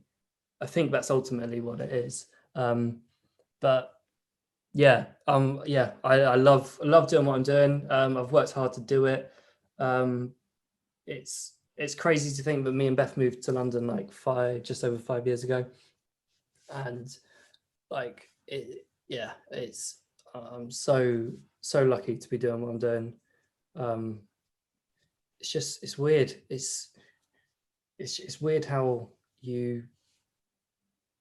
I think if you bet on yourself, then and if you work hard on it, then you don't really need to worry, because I think at some point it does sort of level out.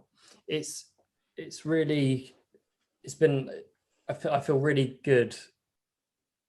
Probably the best I've felt in terms of career. I hate that word. Than I have. It's fun. I was actually going to end with, what advice would you give to someone who's trying to get into what you do? But I think you've pretty much just summed it up. Bet on yourself and work fucking hard.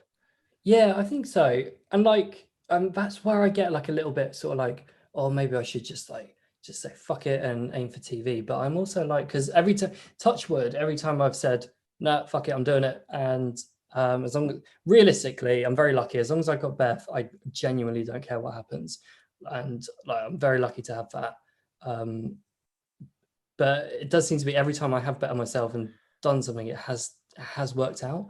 But yeah, I mean, in terms of advice, as you said, bet on yourself, work hard, invest in yourself as well. Like, the difference between like a good quality mic and a good quality sound system compared to just winging it. If you can invest in yourself, and if you know someone who, like, if you're 18 and you're listening to this and you don't know what you're doing, but you think you might want to start like presenting, and your mate's got a job where first job where he's earning 20 grand a year, ask him for 200 quid, which you'll pay him back to buy yourself a camera or put yourself on a presenting course. Because like, bet on yourself and invest in yourself. When I was doing this, I think I bought my first DSLR in 2012. Now you can just, if you've got an iPhone, you're pretty much as good as as ready as you'll ever need to be. Yeah. Like if you've got an iPhone, get yourself a tie-on mic and you're all good to go. So It's yeah. funny. I was sitting there today and I was looking at because obviously when things start to open up again and stuff, one of the reasons I've just bought a mixer and a couple of other mic stands and stuff is I want to sit down with people and do this properly. And I was looking at cameras and stuff today, and I was like, what could I get to, maybe film? I wouldn't want to film whole episodes, but just parts for content. And I was like, to be honest, I could probably just buy a new phone and probably have a better camera than most of the shit I'm looking at now. So yeah, no, you're right with that. Exactly. I I would remember. say as well, mate, you have absolutely smashed this. You're such a good host. Thank you very much, and Really good. I just hope people enjoy it. We've covered over so many subjects. We've gone from politics to lockdown to Seth Rogen's ashtray. We've two random young white lads have just rambled on about women's cinema for half an hour. So we've gone through the motions, but this is what I was saying to you earlier. This is why I wanted to get you on, because this has been a big test for me, this episode, because my last two episodes have been people from music, and episode 4's supposed to be someone from music as well, and that is my field of expertise. But I know a lot of interesting people from all different walks of life. As I say, my mate runs like a horse racing brand now, and he'll be coming on. And another friend of mine runs his own business, but again, that's to do with the music industry as well. But yeah, it's been an absolute privilege to have you on. Where can people get in touch with you on the socials? At Simon Harkness TV on Twitter, at Simon Harkness on Instagram. And I think that is everything. Yeah, just search for It's Gone Viral's YouTube and you'll see me get abuse from Top Gear fans. Wait till they find out you're a socialist, mate. It'd be even fucking worse. I know. Honestly, mate, like it's like so a funny. Dirty word among them type of people, isn't it? God, yeah, and I think that's what it is. Like, it's so funny. Like, the difference between the comments on the Margot Robbie video compared to the ones with Clarkson, I'm just like, Jesus Christ. Like, am I shit or am I good? I don't know. Mate, oh, honestly, any time I've ever heard anyone do an interview, as we mentioned Joe Rogan at the start of the podcast, a lot of people that go on his show, I was listening to one of his recently with Dustin Poirier, who's a UFC fighter who just beat Conor McGregor. And he said he used to sit, but in the first fight he had with Conor McGregor, Conor knocked him out. And he's like, one of the differences is he used to sit and read all the comments on YouTube videos and on his Twitter and stuff like that. He's like, nowadays I don't even look at that as shit. And he's a much better person and a much better fighter for it. So yeah, I think that 100%. Rings true for everyone. But no, Simon, it's been an absolute privilege, as I say, mate, and really appreciate you taking 2 hours out of lockdown life to sit and talk to me, man. Thank you very much, mate. Honestly, thank you so much for asking me. I've loved it. I'm pretty hungry now, I won't lie, but that has been an absolute pleasure. Thank you so much, man. Awesome stuff, guys. On the next episode, I've got my good friend DJ Blaze, all the way from Dubai, is going to be tuned in on Zoom with me. And yeah, until then, subscribe. Make sure you're subscribed on Spotify and iTunes and everywhere else where all good podcasts are found. Hopefully by the end of this week, the first episode will be up, because as we record, I'm still waiting for the first one to drop. So TV problems. Yeah, but you'll be listening to this one. This one's episode 3. So the Over the Hill podcast, make sure you're subscribed on Spotify and iTunes and everywhere else. And until next time, peace out.